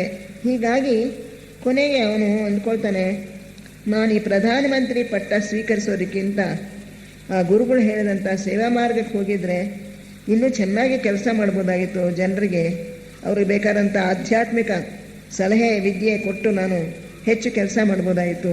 ನಾನು ಯಾಕಾದರೂ ಈ ಪಟ್ಟನ ಆರಿಸ್ಕೊಂಡು ಅಂಥೇಳಿ ಕೊನೆಗೆ ಅವನು he died A frustrated man ಅಂತ ಬರೆದಿದ್ದಾರೆ ನೆಡ್ಬಿಟ್ಟು. ನಿರಾಶೆಯಿಂದ ಬಾಳಲಿ ಸತ್ತು ಅವನು ಸಾಯುವಾಗ ಅಂತ. ಅದರಿಂದ ಈ ಅಧಿಕಾರ ಅನ್ನೋದು ನಾವು ಅಂದ್ಕೊಳ್ತೀವಿ, ಅಧಿಕಾರದಲ್ಲಿದ್ದರೆ ತುಂಬ ಕೆಲಸ ಸಾಧಿಸ್ಬೋದು ಅಂತ. There are so many strings tied with it. ಆ ದಾರಗಳು ನಮ್ಮನ್ನು ಎಳಿತಾ ಇರ್ತವೆ, ಈ ಕಡೆ ಆ ಕಡೆ, ಇನ್ನೊಂದು ಕಡೆ ಮತ್ತೊಂದು ಕಡೆ. ಯಾರಿಗೂ ಕೂಡ ತಾವು ಬಯಸಿದ್ದನ್ನೆಲ್ಲ ಮಾಡೋಕ್ಕಾಗಲ್ಲ ಅಧಿಕಾರಕ್ಕೆ ಬಂದ್ಬಿಟ್ಟು ಮಾತ್ರಕ್ಕೆ. ಅದರೊಳಗೂ ಕೂಡ ಈಗ ಸತ್ಯಸಂಧರಾಗಿರಬೇಕು, ಲಂಚ ತಗೊಳ್ಬಾರ್ದು, ಧರ್ಮ ಮಾರ್ಗದಲ್ಲಿ ಹೋಗಬೇಕು ಅನ್ನೋರಿಗೆ ಈಗ ಆಗೋದೇ ಇಲ್ಲ. ಮೊದಲನೇದಾಗ ಅವ್ರಿಗೆ ಚುನಾವಣೆಯಲ್ಲಿ ಗೆಲ್ಲಕ್ಕೆ ಆಗಲ್ಲ ಹಣದ ಬಲ ಇಲ್ಲದೆ ಹೋದರೆ. ಹಣದ ಬಲ ಇರಬೇಕು ಅಂತಂದರೆ ಸತ್ಯಸಂಧರಾಗಿರೋಕ್ಕೆ ಸಾಧ್ಯ ಇಲ್ಲ. ಆ ಹಣದ ಬಲದಿಂದ ಅವ್ರಿಗೆ ಗೆದ್ದು ಬಂದ ಮೇಲೆ ಯಾರ್ಯಾರು ತಮಗೆ ಹಣ ಕೊಟ್ಟರೋ ಅವರ ಮಾತನ್ನೆಲ್ಲ ನಡೆಸ್ಕೊಡ್ಬೇಕಾಗತ್ತೆ. ಹೀಗಾಗಿ ಅಧರ್ಮ ಮಾರ್ಗದಲ್ಲಿ ಅವರು ಹೋಗಲೇಬೇಕಾಗುತ್ತೆ. ಅಂಥ ಒಂದು ರಾಜಕೀಯ ಪರಿಸ್ಥಿತಿ ಆಗಿದೆ ಈಗ. ಇದರಲ್ಲಿ ಯಾವುದೇ ಒಂದು ಅಧಿಕಾರ ಸ್ಥಾನದಲ್ಲಿದ್ದರೂ ಕೂಡ ಅವರು ಜನಾನುರಾಗಿಗಳಾಗಿದ್ದುಕೊಂಡು ಜನಗಳ ಪ್ರಯೋಜನಕ್ಕೋಸ್ಕರವೇ ಕೆಲಸ ಮಾಡ್ತೀನಿ, ನಾ ಬೇರೆ ಕೆಲಸ ಮಾಡಲ್ಲ ಅನ್ನೋ ಒಂದು ನಿಲುವನ್ನು ತಾಳೋದಕ್ಕೆ ಈಗ ಅಂಥ ಸ್ಥಿತಿ ಇನ್ನೂ ಬಂದಿಲ್ಲ. ಹಿಂದೆ ಇತ್ತು. ನನಗೆ ಗೊತ್ತಿದ್ದಂಗೆ ಮಹಾರಾಜರ ಕಾಲದಲ್ಲಿ ಕೌನ್ಸಿಲ್ ಸದಸ್ಯರಾಗೋಕ್ಕೆ ಅವಾಗ ತಾನೇ ಹೊಸದಾಗಿ ಒಂದು ಇದು ಮಾಡಿದರು, ನಮ್ಮ ವಿಧಾನಸಭೆ ಇರೋ ಹಾಗೆ ಒಂದು ಮಾಡಿದರು. ಅದರೊಳಗೆ ಯಾರು ಯೋಗ್ಯರೋ ನಮ್ಮ ಮೈಸೂರು, ಬೆಂಗಳೂರು ಈ ಪಟ್ಟಣಗಳಲ್ಲಿ, ಹಳೆ ಮೈಸೂರು ರಾಜ್ಯ, ಯೋಗ್ಯರಾಗಿರ್ತಕ್ಕಂಥ ವ್ಯಕ್ತಿಗಳನ್ನ ಮಾತ್ರ ಅದಕ್ಕೆ ಚುನಾವಣೆಗೆ ನಿಲ್ಲಿಸೋರು. ಅವ್ರಿಗೆ ಗೆದ್ದು ಬಂದ ಮೇಲೆ ಜನಗಳ ಸೇವೆಗೋಸ್ಕರನೇ ಕೆಲಸ ಮಾಡ್ತಾಯಿದ್ರು. ಅವ್ರಿಗೇನು ರೆಮ್ಯೂನರೇಷನ್ ಏನೂ ಕೊಡ್ತಾ ಇರಲಿಲ್ಲ, ಯಾವ ವೇತನವೂ ಇಲ್ಲ, ಒಂದು ಕಾರು ಇಲ್ಲ, ಒಂದು ಇಲ್ಲ, ಅದೆಲ್ಲ ಒಂದೂ ಇಲ್ಲ. ಯಾಕೆ ನಿಮಗೆಲ್ಲ ಗೊತ್ತಿದೆ, ಸರಿ ವಿಶ್ವೇಶ್ವರಯ್ಯನವರು ದಿವಾನರಾಗಿದ್ದಾಗ ಹೇಗೆ ಕೆಲಸ ಮಾಡಿದ್ರು. ಅವರು ಒಂದು ಕಾಸು ಲಂಚ ತಗೋತಾ ಇರಲಿಲ್ಲ. ಎಲ್ಲಾದ್ರೂ ಅವರು ಇದಕ್ಕೆ ಹೋಯ್ತು ಅಂದರೆ, ಟೂರ್ ಹೋಯ್ತು ಅಂದರೆ, ಅಫಿಷಿಯಲ್ ಟೂರ್ ಹೋದರೆ, ಅವಾಗ ಎಲ್ಲ ಹಳ್ಳಿಗಳೆಲ್ಲ ಈಗಲೂ ಎಷ್ಟೋ ಕಡೆ ಎಲೆಕ್ಟ್ರಿಸಿಟಿ ಇಲ್ಲ ಅಂದ್ಕೊಳ್ಳಿ, ಮೊಂಬತ್ತಿ ಹಚ್ಕೊಂಡು ಕಚೇರಿ ಕೆಲಸ ರಾತ್ರಿ ಹೊತ್ತು ಮಾಡೋರಂತೆ. ಆ ಸರ್ಕಾರದ ಮೊಂಬತ್ತಿಗಳೇ ಬೇರೆ, ತಮ್ಮ ವೈಯಕ್ತಿಕ ಮೊಂಬತ್ತಿಗಳೇ ಬೇರೆ ತಗೊಂಡೋಗೋರಂತೆ. ಸರ್ಕಾರ ಕೆಲಸ ಮಾಡ್ತಾ ಇರೋಷ್ಟು ಹೊತ್ತು ಆ ಸರ್ಕಾರದ ಮೊಂಬತ್ತಿ ಹಚ್ಕೊಂಡಿರೋರು. ಆಮೇಲೆ ಅದು ಆಗೋದ್ಮೇಲೆ ಅವ್ರು ಊಟ ಗೀಟ ಮಾಡೋಕ್ಕೆ, ಬಟ್ಟೆ ಬದಲಾಯಿಸೋಕ್ಕೆ, ಮಲ್ಕೊಳ್ಳೋಕ್ಕೆ ಮನೆ ಮೊಂಬತ್ತಿ ತಗೊಂಡು ಹಚ್ಕೊಳ್ಳೋರಂತೆ. ಏನಾದರೂ ನೋಡಿದ್ದೀರಾ ಅಂಥವ್ರನ್ನ? ಅಷ್ಟು ನಿಸ್ಪೃಹತೆ.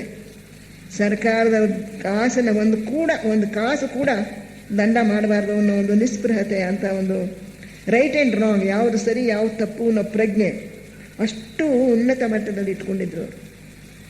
ಅವರ ಸಂಬಂಧಿಕರು ಯಾರಾದರೂ ಕೆಲಸಕ್ಕೆ ಅರ್ಜಿ ಹಾಕಿದ್ರೆ, ನನ್ನಿಂದ ಯಾವ ಒಂದು ದಾಕ್ಷಿಣ್ಯನೂ ನೀವು ನಿರೀಕ್ಷಿಸಬೇಡಿ, ನಿಮಗೆ ನಾನು ಕೆಲಸ ಕೊಡಿಸಲ್ಲ, ನಿಮ್ಮ ಸ್ವಂತ ಮೆರಿಟ್ ಮೇಲೆ, ಯೋಗ್ಯತೆ ಮೇಲೆ ನಿಮಗೆ ಕೆಲಸ ಸಿಕ್ಕಿದ್ರೆ ಉಂಟು, ಇಲ್ಲದೆ ಹೋದರೆ ಇಲ್ಲ ಅಂತ ನಿರ್ದಾಕ್ಷಿಣ್ಯವಾಗಿ ಹೇಳ್ತಾರೆ. ಅವ್ರಿಗೂ ಬೇರೆ ಚುನಾವಣೆ ಅಧಿಕಾರಿಗಳನ್ನ ಚುನಾವಣೆ ಮಾಡೋರ್ಗೂ ಹೇಳ್ಬಿಡೋರು, ನನ್ನ ಮೈದನ ಇವನು ಅಥವಾ ನನ್ನ ಭಾವ ಮೈದ ಅಥವಾ ನನ್ನ ಅಣ್ಣನ ಮಗ ಅಂಥೇಳಿ ನೀವು ಅವನಿಗೆ ಕೆಲಸ ಕೊಡಬೇಡಿ, ಅವನಿಗೆ ಯೋಗ್ಯತೆ ಇದ್ದರೆ ಕೊಡಿ, ಇಲ್ಲದೆ ಹೋದರೆ ಇಲ್ಲ ಅಂತ. ಅವರಿರೋವರೆಗೂ ಕೂಡ ಅವ್ರ ಬಂಧುಗಳು ಕೆಲಸಕ್ಕೆ ಅರ್ಜಿನೇ ಹಾಕೋ ಹಂಗಿಲ್ಲ. ಯಾಕೆಂದರೆ ಇವರೇನೆ ಸ್ಟ್ರಿಕ್ಟಾಗಿ ಹೇಳ್ಬಿಡೋರು, ಅವ್ರ ಕೆಲಸ ಕೊಡಬೇಡಿ ಅಂತ ಹೇಳ್ಬಿಡು. ಈ ರೀತಿಯಾಗಿರ್ತಕ್ಕಂಥ ಒಂದು ನಿಷ್ಪಕ್ಷಪಾತ ಮನೋಭಾವ ಕೆಲವರದ್ದು ಇರುತ್ತೆ. ಈಗಿನ ಕಾಲದಲ್ಲಿ ಅಂಥವರು ಅಧಿಕಾರಕ್ಕೆ ಬರೋಕ್ಕೆ ಸಾಧ್ಯ ಇಲ್ಲ. ಈಗ ಲಂಚ ಇದನ್ನೆಲ್ಲ ತಗೊಳ್ಳೋರಿಗೆ ಕಾಲ ಪ್ರಾಯಶಃ ಇನ್ನೊಂದು ಕೆಲವು ಶತಮಾನಗಳಾಗೋವರೆಗೂ ಹೀಗೆ ಇರ್ಬೋದಂತೆ. ಸಾಮಾನ್ಯ ಜನರಲ್ಲಿ ಧರ್ಮಬುದ್ಧಿ ಹೆಚ್ಚಿದ್ರೆ, ನೀತಿ ಮೌಲ್ಯಗಳು ನಮ್ಮ ಜನಸಾಮಾನ್ಯರಲ್ಲಿ ಮನೆ ಮಾಡಿದ್ರೆ, ಆಗ ಅಧಿಕಾರದಲ್ಲಿರೋರು ಅಂಥವರೇ ಚುನಾಯಿತರಾಗಿ ಬರ್ತಾರೆ. ಎಲ್ಲಿವರೆಗೂ ಕೂಡ ಜನಸಾಮಾನ್ಯರಲ್ಲಿ ಈ ರೈಟ್ ಆ್ಯಂಡ್ ರಾಂಗ್, ಯಾವ್ದು ಸರಿ ಯಾವ್ದು ತಪ್ಪು ಅನ್ನೋ ಭಾವನೆ ಇರೋಲ್ವೋ, ಅಲ್ಲಿವರೆಗೂ ಕೂಡ ನಮ್ಮ ಚುನಾಯಿತರಾಗಿ ಬರ್ತಕ್ಕಂಥ ಇವರು ಮೆಂಬರ್ಸು ಕೂಡ ಅಂಥವರೇ ಆಗ್ತಾರೆ. ಜನಸಾಮಾನ್ಯರಲ್ಲಿ ನೈತಿಕ ಮೌಲ್ಯಗಳು ಜಾಸ್ತಿ ಆಗುತ್ತೆ. ಅದರಿಂದ ಇದರಲ್ಲಿ ಹೇಳಿರ್ತಕ್ಕಂಥ ಉಪದೇಶಗಳು ಬಹಳ ಎತ್ತರದ ಮಟ್ಟಕ್ಕೆ ಇರ್ತಕ್ಕಂಥದ್ದು, ಉನ್ನತ ಮಟ್ಟದ್ದು.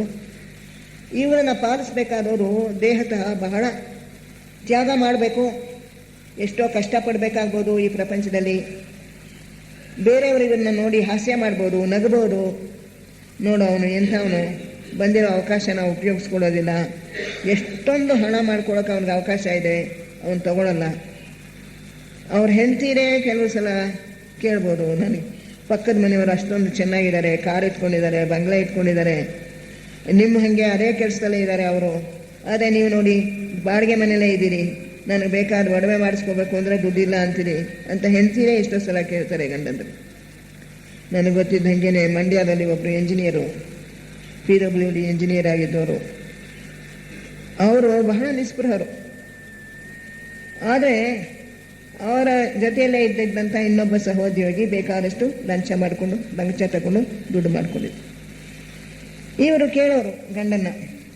ಅವರೆಲ್ಲ ಒಳ್ಳೊಳ್ಳೆ ಇಂಗ್ಲೀಷ್ ಕಾಲೇಜ್ಗಳಿಗೆ ಹೋಗ್ತಾರೆ, ಪಾಠಶಾಲೆಗಳಿಗೆ ಹೋಗ್ತಾರೆ, ದೊಡ್ಡ ದೊಡ್ಡ ಫೀಸ್ಗಳು ಕೊಟ್ಕೊಂಡು ಹೋಗ್ತಾರೆ. ನಮ್ಮ ಮಕ್ಕಳು ಗೌರ್ಮೆಂಟ್ ಶಾಲೆಗೆ ಹೋಗಬೇಕು.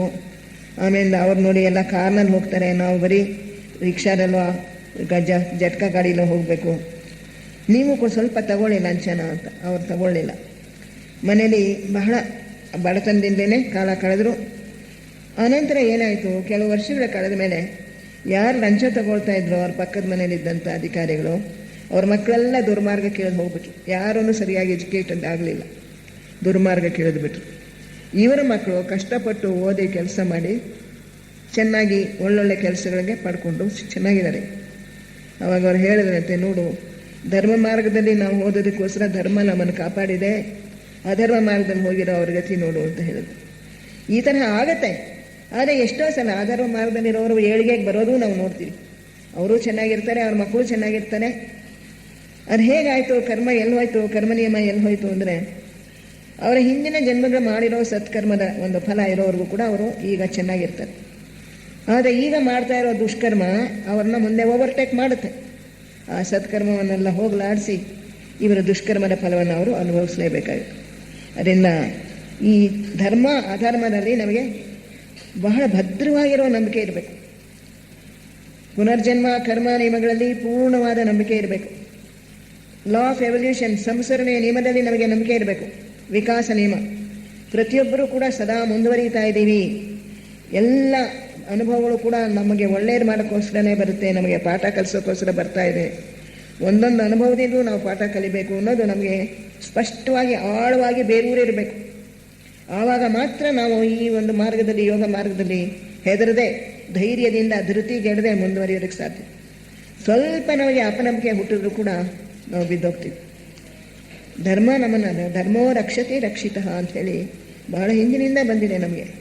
ಯಾರು ಧರ್ಮವನ್ನು ಪಾಲಿಸ್ತಾರೋ ಅವರನ್ನು ಧರ್ಮ ಪಾಲಿಸುತ್ತೆ. ಯಾರು ಅಧರ್ಮ ಮಾರ್ಗಕ್ಕೆ ಇಳಿತಾರೋ ಅಂಥವರು ಅವನತಿಗೆ ಗುರಿಯಾಗ್ತಾರೆ, ಕೆಳಗೆ ಬಿದ್ದೋಗ್ತಾರೆ ಒಂದಲ್ಲ ಒಂದು ಕಾಲದಲ್ಲಿ. ಆದ್ದರಿಂದ ಇಲ್ಲಿ ಈ ಒಂದು ಯೋಗ ಮಾರ್ಗದಲ್ಲಿ ಕಾಲಿಡಬೇಕು ಅನ್ನೋರಿಗೆ ಸ್ಪಷ್ಟವಾಗಿ ಗುರಿ ಕಾಣಿಸ್ತಾ ಇರುತ್ತೆ. ನಾನು ವಿಕಾಸ ಮಾರ್ಗದಲ್ಲಿ ಸಾಮಾನ್ಯ ಜನರಿಗಿಂತಲೂ ಕೂಡ ವೇಗವಾಗಿ ಹೋಗಬೇಕು. ಬೇಗ ಹೋದರೆ ಏನು ಪ್ರಯೋಜನ? ನಾನು ಹೋಗಿ ಮೋಕ್ಷದಲ್ಲಿ ಹೋಗಿ ಕೂತ್ಕೊಂಡ್ಬಿಡ್ತೀನಿ ಅಂತ ಇಲ್ಲ. ಮೋಕ್ಷ ಅಥವಾ ನೀವು ಇದನ್ನು ಪಡ್ಕೊಂಡ್ಬಿಟ್ರೆ, ಲಿಬರೇಷನ್ ಪಡ್ಕೊಂಡ್ಬಿಟ್ರೆ, ನಾನು ಹೋಗ್ಬಿಟ್ಟು ನಿರ್ವಾಣ ಲೋಕದಲ್ಲಿ ಆನಂದವಾಗಿ ಇದ್ಬಿಡ್ಬೋದು ಅಂತ ಕೆಲವರು ಅಂದ್ಕೊಳ್ತಾರೆ.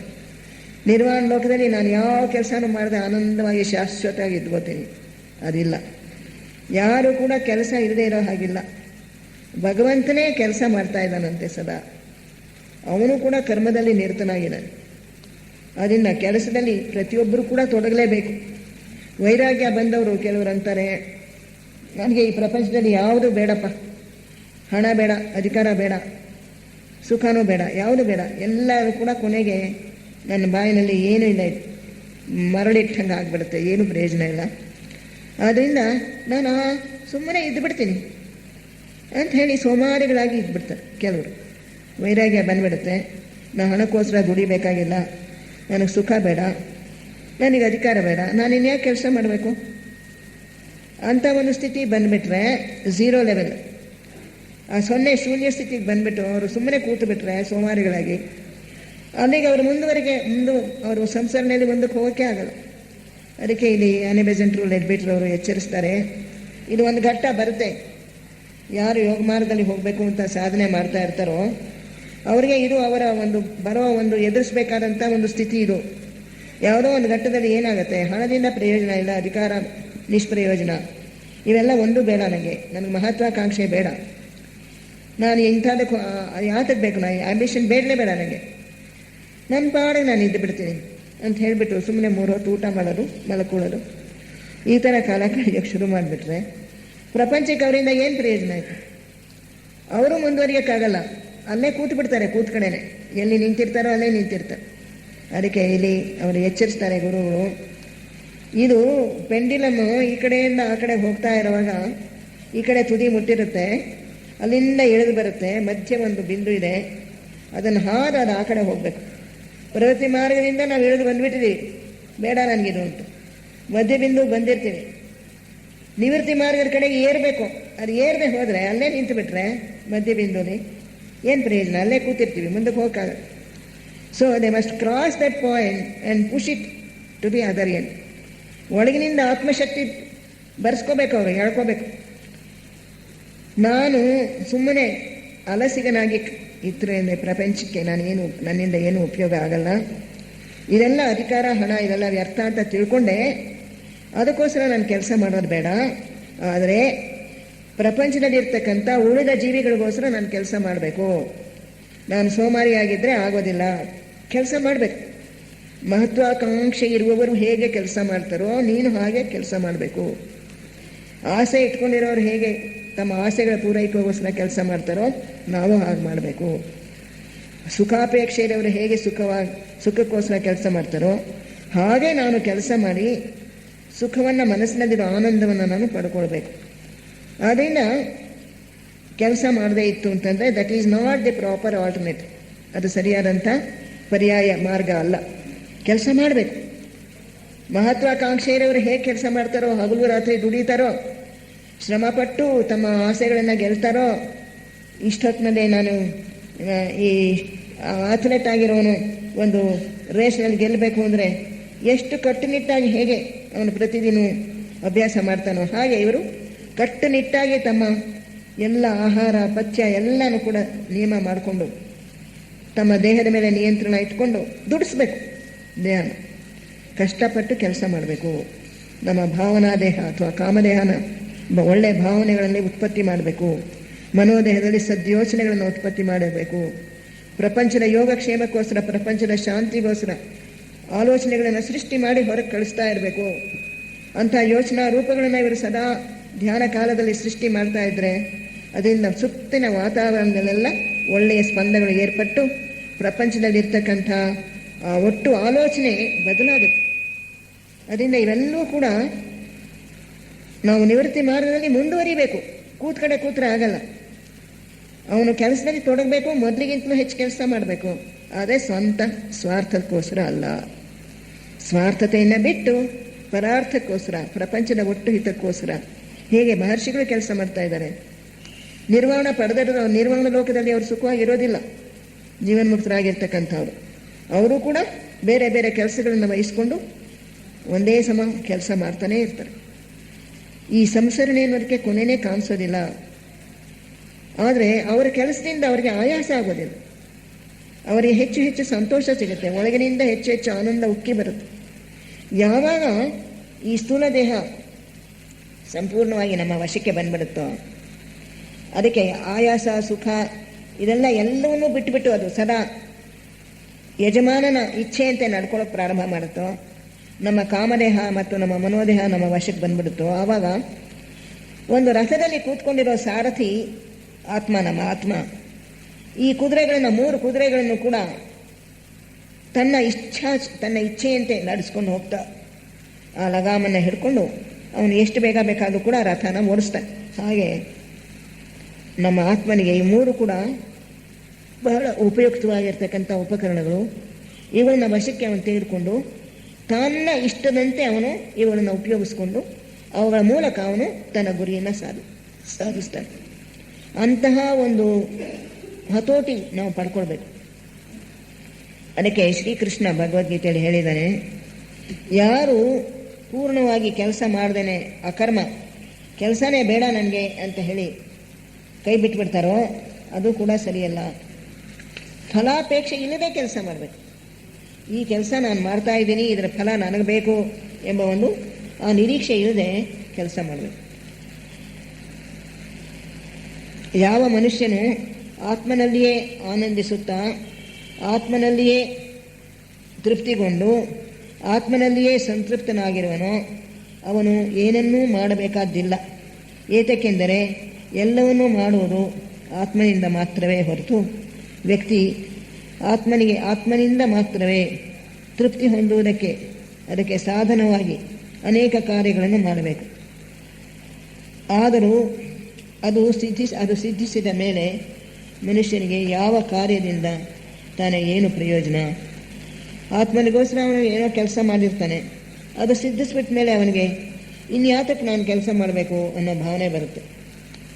ಆದರೆ ಪ್ರಪಂಚದಲ್ಲಿ ಯಾವಾಗಲೂ ಕೂಡ ಎಲ್ಲರೂ ಯಾವ ಕೆಲಸನೂ ಮಾಡದೆ ಸುಮ್ಮನೆ ಆಗಿಬಿಡ್ತು ಅಂದರೆ ಪ್ರಪಂಚ ನಡ್ಕೊಂಡು ಹೋಗೋದಿಗೆ, ಸಂಸರಣೆ ನಡೆಯೋದು ಹೇಗೆ? ಈ ಸಂಸರಣೆ ಅನ್ನೋ ಒಂದು ಚಕ್ರ, ಈ ಚಕ್ರನ ಉರುಳಿಸ್ತಾ ಇದ್ದಾನೆ ಭಗವಂತ. ಸದಾ ಸಂಸರಣೆ ನಡ್ಕೊಂಡು ಹೋಗೋ ಹಂಗೆ ಮಾಡ್ತಾ ಇದ್ದಾನೆ. ಭಗವಂತನಿಗೆ ತಾನೇ ಮಾಡಬೇಕಾಗಿರೋ ಕೆಲಸ ಏನಿದೆ? ಅವನಿಗೇನಾದರೂ ಬೇಕಾಗಿದೆಯಾ? ಈಶ್ವರನ ಅವನಿಗೆಲ್ಲ ಸರ್ವಜ್ಞ, ಅವನು ಸರ್ವಶಕ್ತ, ಸರ್ವಾಂತರ್ಯಾಮಿ. ಅವನಿಗೆ ತನಗೋಸ್ಕರ ಮಾಡಬೇಕಾದ್ದೇನೂ ಇಲ್ಲ. ಆದರೂ ಕೂಡ ಅವನು ಯಾತಕ್ಕೆ ಯಾವಾಗಲೂ ಕೆಲಸದಲ್ಲಿ ನಿರತನಾಗಿರ್ತಾನೆ. ಸೂರ್ಯನನ್ನೇ ತಗೊಳ್ಳಿ, ಸೂರ್ಯ ನಮ್ಮ ಸೌರಬ್ರಹ್ಮಾಂಡದ ಈಶ್ವರ, ಸೌರಬ್ರಹ್ಮಾಂಡೇಶ್ವರ, ಬಹಳ ಉನ್ನತ ಮಟ್ಟದಲ್ಲಿರ್ತಕ್ಕಂಥವನು. ನಮ್ಮ ಪಾಲಿಗೆ ಅವನೇ ದೇವರು ಅಂತ ಹೇಳ್ತಾನೆ. ನಮಗೆ ಶಾಖ ಬೆಳಕು ಎಲ್ಲ ಒದಗಿಸ್ಕೊಡ್ತಾ ಇರ್ತಕ್ಕಂಥವನು ಅವನೇ. ಪ್ರಾಣಶಕ್ತಿ ನಮಗೆ ಬರೋದು ಸೂರ್ಯನಿಂದ. ನಮ್ಮ ಸೌರಬ್ರಹ್ಮಾಂಡಕ್ಕೆ ಅವನೇ ಈಶ್ವರ ಅಂತ ಹೇಳ್ತಾರೆ. ಹೀಗಿರ್ತಕ್ಕಂಥ ಈಶ್ವರ ಅವನಿಗೆ ತನಗೆ ಸಂತೋಷಕ್ಕೆ ಅವನೇನು ಮಾಡಬೇಕಾದಿಲ್ಲ. ಆದರೂ ಕೂಡ ಈ ಇಡೀ ಸೌರ ಬ್ರಹ್ಮಾಂಡವನ್ನು ನಡೆಸ್ಕೊಂಡು ಹೋಗ್ತಾ ಇದ್ದಾನೆ. ಇದರೊಳಗಿರೋ ಗ್ರಹಗಳನ್ನೆಲ್ಲ ಸರಿಯಾಗಿ ನಡೆಯೋ ಹಾಗೆ ನೋಡ್ಕೋತಾ ಇದ್ದಾನೆ. ಒಂದೊಂದು ಗ್ರಹಕ್ಕೂ ಕೂಡ ಎಷ್ಟೋ ಜೀವಮಾನ ಕಾಲ ಇದೆ. ಅವನ ಕೆಳಗಡೆ ಈ ಗ್ರಹಾಧಿಪತಿಗಳಿದ್ದಾರೆ, ಅವರ ಕೆಲಸ ಮೇಲ್ವಿಚಾರಣೆ ನೋಡ್ಕೋತಾನೆ. ಒಂದೊಂದು ನಮ್ಮ ಭೂಮಿಯ ಒಂದು ಗ್ರಹನೇ ತೆಗೆದುಕೊಂಡ್ರೆ ಇದನ್ನು ನೋಡ್ಕೊಳ್ಳೋಕ್ಕೆ ಒಂದು ದೊಡ್ಡ ಒಂದು ಅಂತಃ ಸರ್ಕಾರ ಇದೆ. ಸನತ್ ಕುಮಾರ್ ಅದರ ಒಂದು ಮೇಲ್ಮಟ್ಟದಲ್ಲಿರ್ತಕ್ಕಂಥ ಅಧಿಕಾರಿಗಳು. ಹೀಗೆ ಈ ಎಲ್ಲ ಸರ್ಕಾರದ ಬೇರೆ ಬೇರೆ ಒಂದೊಂದು ಗ್ರಹಕ್ಕೂ ಇದೆ ಅದರದ್ದೇ ಆಗಿರೋ ಸರ್ಕಾರ. ಈ ಎಲ್ಲ ಸರ್ಕಾರದ ಅಂತಃ ಸರ್ಕಾರದ ಅಧಿಕಾರಿಗಳ ಮೇಲ್ವಿಚಾರಣೆಯನ್ನು ಸೌರ ಬ್ರಹ್ಮಾಂಡೇಶ್ವರ ಮಾಡ್ಕೊತ. ಅವನು ಸದಾ ಕೆಲಸದಲ್ಲಿದ್ದಾನೆ. ಸೂರ್ಯ ಎಲ್ಲಿ ಮುಳುಗ್ದ, ನಮಗಿಲ್ಲಿ ನಮ್ಮ ಬೆಂಗಳೂರಿನಲ್ಲಿ ಮುಳುಗ್ದ, ಆದರೆ ಅಮೆರಿಕ ಕ್ಯಾಲಿಫೋರ್ನಿಯಲ್ಲಿ ಎದ್ದ. ಅವನಿಗೆ ಇಲ್ಲಿ ಒಂದು ವಿಶ್ರಾಂತಿ ಅನ್ನೋದಿದೆಯಾ? ಒಂದು ಸೆಕೆಂಡು ಕೂಡ ಅವನು ವಿಶ್ರಾಂತಿ ತಗೊಳ್ಳೋದು. ಅವನ ಕೆಲಸ ಅವನು ಮಾಡ್ಕೊಂಡು ಹೋಗ್ತಾ ಇದ್ದಾನೆ. ಹಾಗೆ ಇದು ನಮ್ಮ ಬರೀ ಭೌತಿಕ ಸೂರ್ಯ, ನಮ್ಮ ಕಣ್ಣಕ್ಕೆ ಕಾಣಿಸೋದು. ಅಧ್ಯಾತ್ಮ ಸೂರ್ಯ ಇನ್ನೂ ಎಲ್ಲವನ್ನೂ ಒಳಗೊಂಡಿದೆ. ಆ ಅಧ್ಯಾತ್ಮ ಸೂರ್ಯನಲ್ಲಿ ನಮ್ಮ ಕಾಮಲೋಕಗಳು, ಮನೋಲೋಕಗಳು, ಆದಿಲೋಕಗಳು ಎಲ್ಲ ಇದೆ ಅಧ್ಯಾತ್ಮ ಸೂರ್ಯನಲ್ಲಿ. ಈ ಎಲ್ಲ ಸೌರ ಬ್ರಹ್ಮಾಂಡದ ಸಮಸ್ತ ಯೋಗಕ್ಷೇಮವನ್ನು ಕೂಡ ಅವನು ನೋಡ್ಕೋತಾ ಇದ್ದಾನೆ. ಅವನ ಪ್ರಜ್ಞೆ ಎಲ್ಲ ಕಡೆನೂ ಇದೆ. Not a sparrow falls without his knowledge ಅಂತ ಹೇಳ್ತಾರೆ. ಒಂದು ಸಣ್ಣ ಹುಲ್ಲು ಕಡ್ಡಿ ಕೂಡ ಅವನಿಗೆ ಗೊತ್ತಿಲ್ಲದೆ ಅದು ಒಣಗೋ ಹಾಗಿಲ್ಲ. ಅವನ ಪ್ರಜ್ಞೆಯಲ್ಲಿ ಎಲ್ಲವೂ ಕೂಡ ಇದೆ. ಇದನ್ನೆಲ್ಲ ನಿರಂತರವಾಗಿ ನಡೆಸ್ಕೊಂಡು ಹೋಗುವಂಥ ಒಂದು ಯಾಕೆ ಮಾಡ್ತಾನೆ ಅವನು? ಅವನಿಗಿಂತಲೂ ದೊಡ್ಡವನಾಗಿರ್ತಕ್ಕಂಥ ಕಾಸ್ಮಿಕ್ ಲೋಗಾಸ್, ವಿಶ್ವಕ್ಕೆಲ್ಲ ಇರ್ತಕ್ಕಂಥ ಈಶ್ವರ, ವಿಶ್ವೇಶ್ವರ, ಅವನಿಗೋಸ್ಕರ ಅವನು ಮಾಡ್ತಾನೆ. ವಿಶ್ವವೆಲ್ಲ ನಡ್ಕೊಂಡು ಹೋಗಬೇಕು, ಅದು ಇರೋದು. That is the law. ವಿಶ್ವ ನಡ್ಕೊಂಡು ಹೋಗಬೇಕು, ನಮ್ಮ ಸೌರ ಬ್ರಹ್ಮಾಂಡ ನಡ್ಕೊಂಡು ಹೋಗಬೇಕು. ಅದರ ಏನು ಕಾಲಾವಧಿ ಇದೆಯೋ ಅದು ಕಾಲ ನಡಿಬೇಕು. ಹೀಗೆ ಪ್ರತಿಯೊಬ್ಬರೂ ಕೂಡ ಅವರವರ ಪಾಲಿನ ಕೆಲಸ ಅವರು ಮಾಡ್ತಾ ಇದ್ದಾರೆ. ಗ್ರಹಾಧಿಪತಿಗಳು ಅವ್ರ ಕೆಲಸ ಮಾಡ್ತಾ ಇದ್ದಾರೆ. ದೇವತೆಗಳು ಎಲ್ಲ ಪುಟ್ಟ ಪುಟ್ಟ ಸಣ್ಣ ಸಣ್ಣ ದೇವತೆಗಳು ಕೂಡ ಅವರವ್ರ ಕೆಲಸ ಅವ್ರು ಮಾಡ್ತಾ ಇದ್ದಾರೆ. ಮಹರ್ಷಿಗಳು ಅವ್ರ ಕೆಲಸ ಮಾಡ್ತಾ ಇದ್ದಾರೆ. ಬೇರೆ ಬೇರೆ ತಮ್ಮ ತಮ್ಮ ಸ್ಥಾನದಲ್ಲಿ ಅವರಿಟ್ಕೊಂಡು ಪ್ರಪಂಚದ ಹಿತಕ್ಕೋಸ್ಕರ ಅವ್ರ ಕೆಲಸ ಮಾಡ್ತಾ ಇದ್ದಾರೆ. ಆದ್ದರಿಂದ ನಾವು ಕೂಡ ಒಬ್ಬೊಬ್ರು ನಮ್ಮ ಸ್ವಂತ ಹಿತಾಸಕ್ತಿಯನ್ನು ಮರೆತುಬಿಟ್ಟು, ನಮ್ಮ ಸ್ವಾರ್ಥವನ್ನು ಮರೆತುಬಿಟ್ಟು, ನಾನು ಅಹಂಕಾರವನ್ನು ಸಂಪೂರ್ಣವಾಗಿ ಬಿಟ್ಟುಬಿಟ್ಟು ಪ್ರಪಂಚದ ಹಿತಕ್ಕೋಸ್ಕರ, ಲೋಕಹಿತಕ್ಕೋಸ್ಕರ ನಮ್ಮನ್ನು ನಾವು ಅರ್ಪಣೆ ಮಾಡಿಕೊಂಡು ಕೆಲಸ ಮಾಡಬೇಕು. ಅದನ್ನು ಈ ಮಾರ್ಗಜ್ಯೋತಿಯಲ್ಲಿ ಬಹಳ ಸ್ಪಷ್ಟವಾಗಿ ಹೇಳಿದ್ದಾರೆ. ಮಹತ್ವಾಕಾಂಕ್ಷೆ ಇರ್ತಕ್ಕಂಥವ್ರು ಯಾವ ರೀತಿ ಕೆಲಸ ಮಾಡ್ತಾರೋ ಅಷ್ಟೇ ಸಾಮರ್ಥ್ಯದಿಂದ, ಅಷ್ಟೇ ಇನ್ವಾಲ್ವ್ಮೆಂಟಿಂದ ನಿಮ್ಮನ್ನು ನೀವು ತೊಡಗಿಸ್ಕೊಂಡು ಪೂರ್ಣವಾದ ಆಸಕ್ತಿಯಿಂದ ಆ ಕೆಲಸ ಮಾಡಬೇಕು. ಆದರೆ ಕೆಲಸ ಯಾವುದು? ನಮ್ಮ ಸ್ವಂತ ಕೆಲಸ ಅಲ್ಲ, ಲೋಕಹಿತದ ಕೆಲಸ, ಪ್ರಪಂಚದ ಹಿತದೃಷ್ಟಿಯಿಂದ ಮಾಡೋ ಕೆಲಸ. ಗುರುಗಳು ನಮಗೆ ಇಲ್ಲಾಂದರೆ ಸದಸ್ಯರಾಗಿ ನಾವು ಏನು ಕೆಲಸ ಮಾಡ್ಬೋದೋ ಅದನ್ನು ಮಾಡ್ಬೋದು. ಎಲ್ಲಕ್ಕಿಂತಲೂ ನಾವು ಮುಖ್ಯವಾಗಿ ಮಾಡಬೇಕಾಗಿರ್ತಕ್ಕಂಥ ಕೆಲಸ, ಪ್ರತಿಯೊಬ್ಬ ಸದಸ್ಯನೂ ಕೂಡ ಮಾಡಬೇಕಾಗಿರೋ ಕೆಲಸ ಏನಪ್ಪ ಅಂದರೆ ಥಿಯಾಸಫಿಯ ಪ್ರಚಾರದ ಕೆಲಸ. ಜ್ಞಾನವನ್ನು ಹಂಚಿಕೊಡೋದು. ನಮಗೆ ಏನು ವಿದ್ಯೆ, ಏನು ಆತ್ಮ ವಿಜ್ಞಾನ ಬಂದಿದೆಯೋ ಈ ತಿಳುವಳಿಕೆಯನ್ನು ಇತರರಿಗೆ ಕೊಡ್ತಕ್ಕಂಥದ್ದು ಇದು ನಮ್ಮ ಆದ್ಯ ಕರ್ತವ್ಯ. ಪ್ರತಿಯೊಬ್ಬರೂ ಮಾಡಬಹುದಾದಂಥ ಕರ್ತವ್ಯ. ನಮ್ಮ ಸ್ನೇಹಿತರಿಗೆ, ನಮ್ಮ ಅಕ್ಕಪಕ್ಕದ ಮನೆಯವರಿಗೆ, ನಮ್ಮ ಮನೆಯಲ್ಲಿ ಇರ್ತಕ್ಕಂಥ ಕುಟುಂಬದ ಸದಸ್ಯರಿಗೆ, ನಮ್ಮ ಮಕ್ಕಳಿಗೆ, ನಮ್ಮ ತಂದೆ ತಾಯಿಗಳಿಗೆ ನಾವು ಬೋಧಿಸ್ಬೋದು. ಅವರಿಗೆ ತಿಳಿಯೋ ಹಾಗೆ ಹೇಳ್ಬೋದು. ಅವರನ್ನು ಎದುರು ಹಾಕ್ಕೊಳ್ಳದೆ ಅವರ ಮನಸ್ಸಿಗೆ ಹಿಡಿಸೋ ಹಾಗೆ ಅವರಿಂದಲೇ ಪ್ರಶ್ನೆಗಳು ಬರೋ ಹಾಗೆ ಮಾಡಿ ಅವರ ಪ್ರಶ್ನೆಗಳಿಗೆ ಸರಿಯಾಗಿ ನಾವು ತಿಳ್ಕೊಂಡು ಉತ್ತರ ಕೊಡ್ತಕ್ಕಂಥ ಜ್ಞಾನದಾನ ಇದು ಎಲ್ಲಕ್ಕಿಂತಲೂ ಶ್ರೇಷ್ಠವಾಗಿರ್ತಕ್ಕಂಥ ದಾನ. ನಾವು ಮಾಡಬೇಕಾಗಿರ್ತಕ್ಕಂಥ ಕರ್ತವ್ಯ. ಇದನ್ನು ನಾವು ಮಾಡ್ತಾ ಹೋಯ್ತು ಅಂದರೆ ಕ್ರಮೇಣ ಹೆಚ್ಚು ಹೆಚ್ಚು ಕೆಲಸ ಮಾಡೋ ಅವಕಾಶಗಳು ಬರುತ್ತೆ. ಆ ಅವಕಾಶಗಳನ್ನು ನಾವು ಉಪಯೋಗಿಸ್ಕೊಳ್ತಾ ಇದ್ರೆ ಮತ್ತಷ್ಟು ಅವಕಾಶಗಳು ನಮಗೆ ಬರುತ್ತೆ. ಯಾರು ನನಗೆ ಈ ಒಂದು ನನಗೆ ಮನೆಯಲ್ಲಿ ಅನುಕೂಲ ಇಲ್ಲ, ನನಗೆ ದೇಹ ಚೆನ್ನಾಗಿಲ್ಲ, ಕಾಯಿಲೆಗಳಿವೆ, ನನಗೆ ಬೇಕಾದಷ್ಟು ಲಿಮಿಟೇಷನ್ಸ್ ಇದೆ, ಮಿತಿಗಳಿವೆ ಅಂತ ಹೇಳಿ ಕಾರಣಗಳನ್ನು ಎಳೆಗಳನ್ನು ಒಡ್ತಾರೋ ಅವರಿಂದ ಕೆಲಸ ಆಗಲ್ಲ. ಯಾರು ನಾ ಇರೋ ಸ್ಥಿತಿಗತಿನಲ್ಲಿ ನನ್ನಿಂದ ಏನಾಗುತ್ತೆ ಅತ್ಯುತ್ತಮವಾಗಿ ನಾನು what is the best I can do under the given circumstances, ಇರೋ ಪರಿಸ್ಥಿತಿಯಲ್ಲಿ ನಾನು ಮಾಡಬಹುದಾದದ್ದು ಏನು, ಅತ್ಯುತ್ತಮವಾಗಿ ಏನನ್ನು ಮಾಡ್ಬೋದು ಅದನ್ನು ನಾನು ನಿರ್ವಹಿಸ್ತೀನಿ ಅಂತ ಹೇಳಿ ಆರಿಸ್ಕೊಂಡು ನಾವು ಪ್ರಾರಂಭಿಸ್ತು ಅಂದರೆ ಅನೇಕ ಸಂದರ್ಭಗಳಲ್ಲಿ ಏನಾಗುತ್ತೆ, ನಮಗಿರೋ ಲಿಮಿಟೇಷನ್ಸ್ ಕಳ್ಚೋಗುತ್ತೆ. ಆ ರೋಗಗಳು ತನಗೆ ತಾನೇ ವಾಸಿಯಾಗ್ಬೋದು. ಯಾಕೆಂದ್ರೆ ಯಾವಾಗ ನಾವು ಮನಸ್ಸನ್ನ ದೇಹದಿಂದ ವಿಮುಖ ಮಾಡಿಬಿಡ್ತೀವೋ, ರೋಗದ ವಿಷಯ ಆಲೋಚನೆ ಮಾಡಲ್ವೋ, ಆಗ ರೋಗದ ಶಕ್ತಿ ಕಮ್ಮಿ ಆಗ್ಬಿಡುತ್ತೆ. ಆ ದೇಹ ತನಗೆ ತಾನೇ ಎಷ್ಟೋ ಸಲ ಸರಿ ಮಾಡ್ಕೊಂಡ್ಬಿಡು. ಒಂದು ಜ್ವರ ಬಂದರೆ ಹೇಗೆ ನಾವು ಔಷಧಿ ತಗೊಳ್ಳದೆ ಹೋದರೂ ದೇಹ ತನಗೆ ತಾನೇ ವಾಸಿ ಮಾಡ್ಕೊಳ್ಳುತ್ತೋ, ಹಾಗೆ ಎಷ್ಟೋ ಕಾಯಿಲೆಗಳು ತಮಗೆ ತಾವೇ ಹೊರಟೋಗುತ್ತೆ. ಎಷ್ಟೋ ಕಾಯಿಲೆಗಳು ಬಂದಿರೋದೇ ಮನಸ್ಸಿನಿಂದ. ನಮ್ಮ ವರೀಸು, ನಮ್ಮ ಚಿಂತೆ, ನಮ್ಮ ಆಸೆಗಳು, ನಮ್ಮ ಬೇಕಾಗಿರ್ತಕ್ಕಂಥ ಅನೇಕ ಬೇಡದೇ ಇರ್ತಕ್ಕಂಥ ಆಲೋಚನೆಗಳು, ನೆಗೆಟಿವ್ ಥಾಟ್ಸ್ ಅಂತೀವಿ. ಋಣಾತ್ಮಕವಾದಂಥ ಆಲೋಚನೆಗಳು, ಋಣಾತ್ಮಕವಾದಂಥ ಭಾವನೆಗಳು, ನಮ್ಮ ಕೋಪ ತಾಪಗಳು, ಅಸೂಯೆಗಳು, ದ್ವೇಷಗಳು, ಇದರಿಂದ ನಮ್ಮ ಮನಸ್ಸಿನಲ್ಲಿ ಬೇಕಾದಷ್ಟು ಕಲ್ಮಶ ಉತ್ಪತ್ತಿ ಆಗುತ್ತೆ. ಕಲ್ಮಶ ಉತ್ಪತ್ತಿ ಆದಾಗ ಮನಸ್ಸಿನಲ್ಲಿ ಕಲ್ಮಶ ಬಂದರೆ ಆಗ ನಮ್ಮ ಸ್ಥೂಲ ದೇಹಕ್ಕೂ ರೋಗ ಬರುತ್ತೆ. ಅದನ್ನು ಶ್ರೀರಾಮ ಒಂದು ಕಡೆ, ಶ್ರೀರಾಮನಿಗೆ ವಸಿಷ್ಠರು ಹೇಳ್ತಾರೆ, ಶ್ರೀರಾಮ ಪ್ರಶ್ನೆ ಕೇಳ್ತಾನೆ, ರೋಗಗಳು ಬರೋದಕ್ಕೆ ಏನು ಕಾರಣ ಅಂತ ವಸಿಷ್ಠರು ಹೇಳ್ತಾರೆ. ಯೋಗ ವಾಸಿಷ್ಠರು ಬರುತ್ತೆ. ಅವ್ರು ಹೇಳ್ತಾರೆ, ಆಧಿ ವ್ಯಾಧಿ. ಆಧಿ ಅನ್ನೋದು ಮನೋದೇಹದಲ್ಲಿ ಉತ್ಪತ್ತಿ ಆಗುತ್ತಪ್ಪ ಮನಸ್ಸಿನಲ್ಲಿ. ಯಾವಾಗ ನಮ್ಮ ಮನಸ್ಸಿನಲ್ಲಿ ಕ್ರೋಧ, ಕಾಮ ಕ್ರೋಧಗಳು ಬರುತ್ತೋ ಆಗ ಮನಸ್ಸಿನಲ್ಲಿ ಕಲ್ಮಶವಂತು ರೋಗ, ಅದೇ ಆಧಿ. ಅದು ಅಲ್ಲಿಂದ ಭಾವನಾ ದೇಹಕ್ಕೆ ಇಳಿಯುತ್ತೆ, ಕಾಮದೇಹಕ್ಕೆ.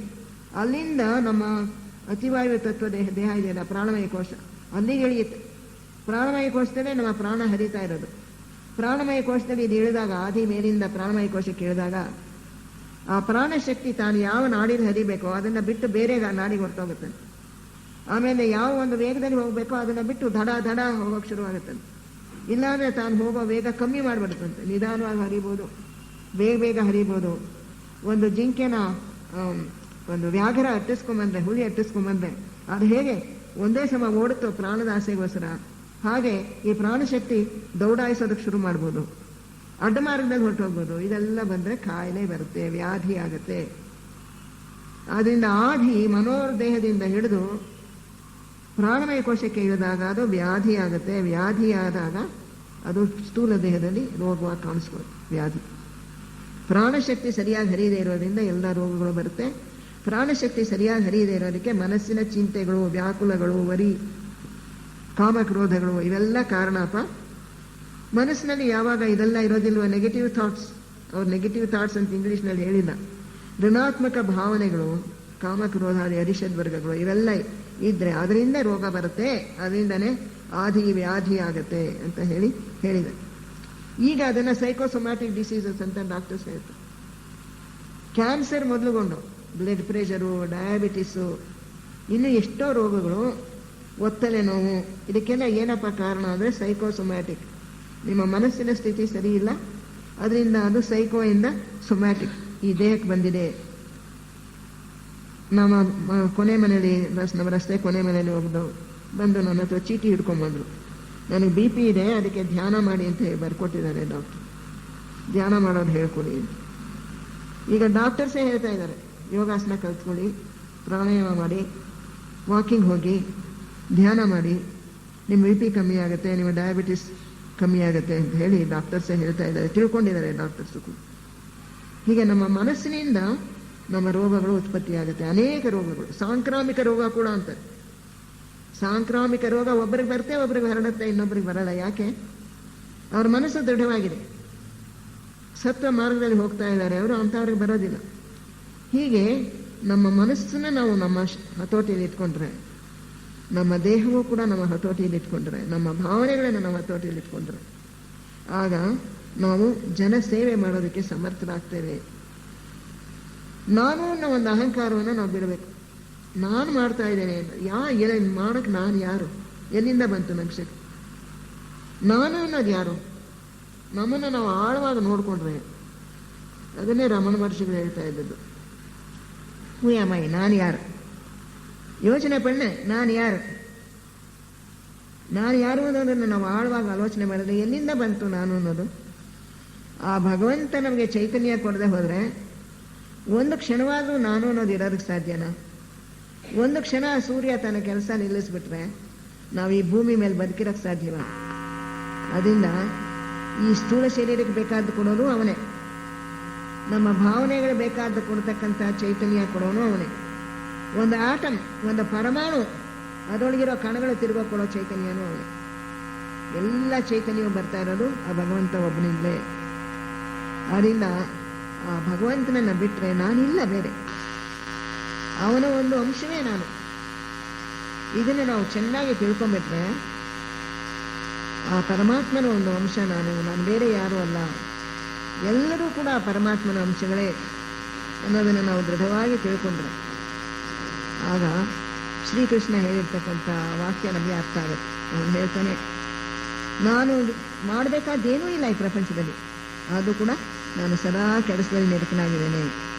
ಹಾಗೆ ನೀನು ಕೂಡ ನಿನ್ನ ಕೆಲಸ ನೀನು ಮಾಡು ಅಂತ ಹೇಳಿ ಅರ್ಜುನಿಗೆ ಉಪದೇಶ ಮಾಡ್ತಾರೆ. ನಿನ್ನ ಕರ್ತವ್ಯ ಏನಿದೆಯೋ ಅದನ್ನು ಮಾಡು, ನಾನು ಮಾಡ್ತಾ ಇದ್ದೀನಿ ಅನ್ನೋ ಭಾವನೆ ಇಟ್ಕೋಬೇಡ, ಅಹಂಕಾರವನ್ನು ತೊರೆದು ಬಿಡು. ಭಗವಂತನಿಗೋಸ್ಕರ ನಾನು ಈ ಕೆಲಸ ಮಾಡ್ತಾ ಇದ್ದೇನೆ ಅಂತ ಹೇಳಿ ನನಗೆ ಅರ್ಪಣೆ ಮಾಡಿಬಿಟ್ಟು ಕೆಲಸ ಮಾಡಪ್ಪ ಅಂತ ಹೇಳಿ. ಹಾಗೆ ನಾವು ಕೂಡ ಈ ನಾನು ಅನ್ನೋ ಈ ಅಹಂಕಾರವನ್ನು ತೊರೆದು ಹಾಕಕ್ಕೆ ಪ್ರತ್ಯೇಕತೆಯ ಮನೋಭಾವ ಬಿಟ್ಟು ನಾನು ಆ ಭಗವಂತನೇ, ಅವನ ಒಂದು ಅಂಶವೇ, ಅವನಲ್ಲದೆ ನಾನು ಯಾರೂ ಅಲ್ಲ, ಅವನಿಲ್ಲದೆ ನಾನು ಅನ್ನೋದು ಬೇರೆ ಇಲ್ಲ ಅನ್ನೋದನ್ನು ನಾವು ಆಳವಾಗಿ ಅರ್ತ್ಕೊಂಡ್ಬಿಟ್ರೆ ಈ ಅಹಂಕಾರ ನಾಶ ಆಗುತ್ತೆ.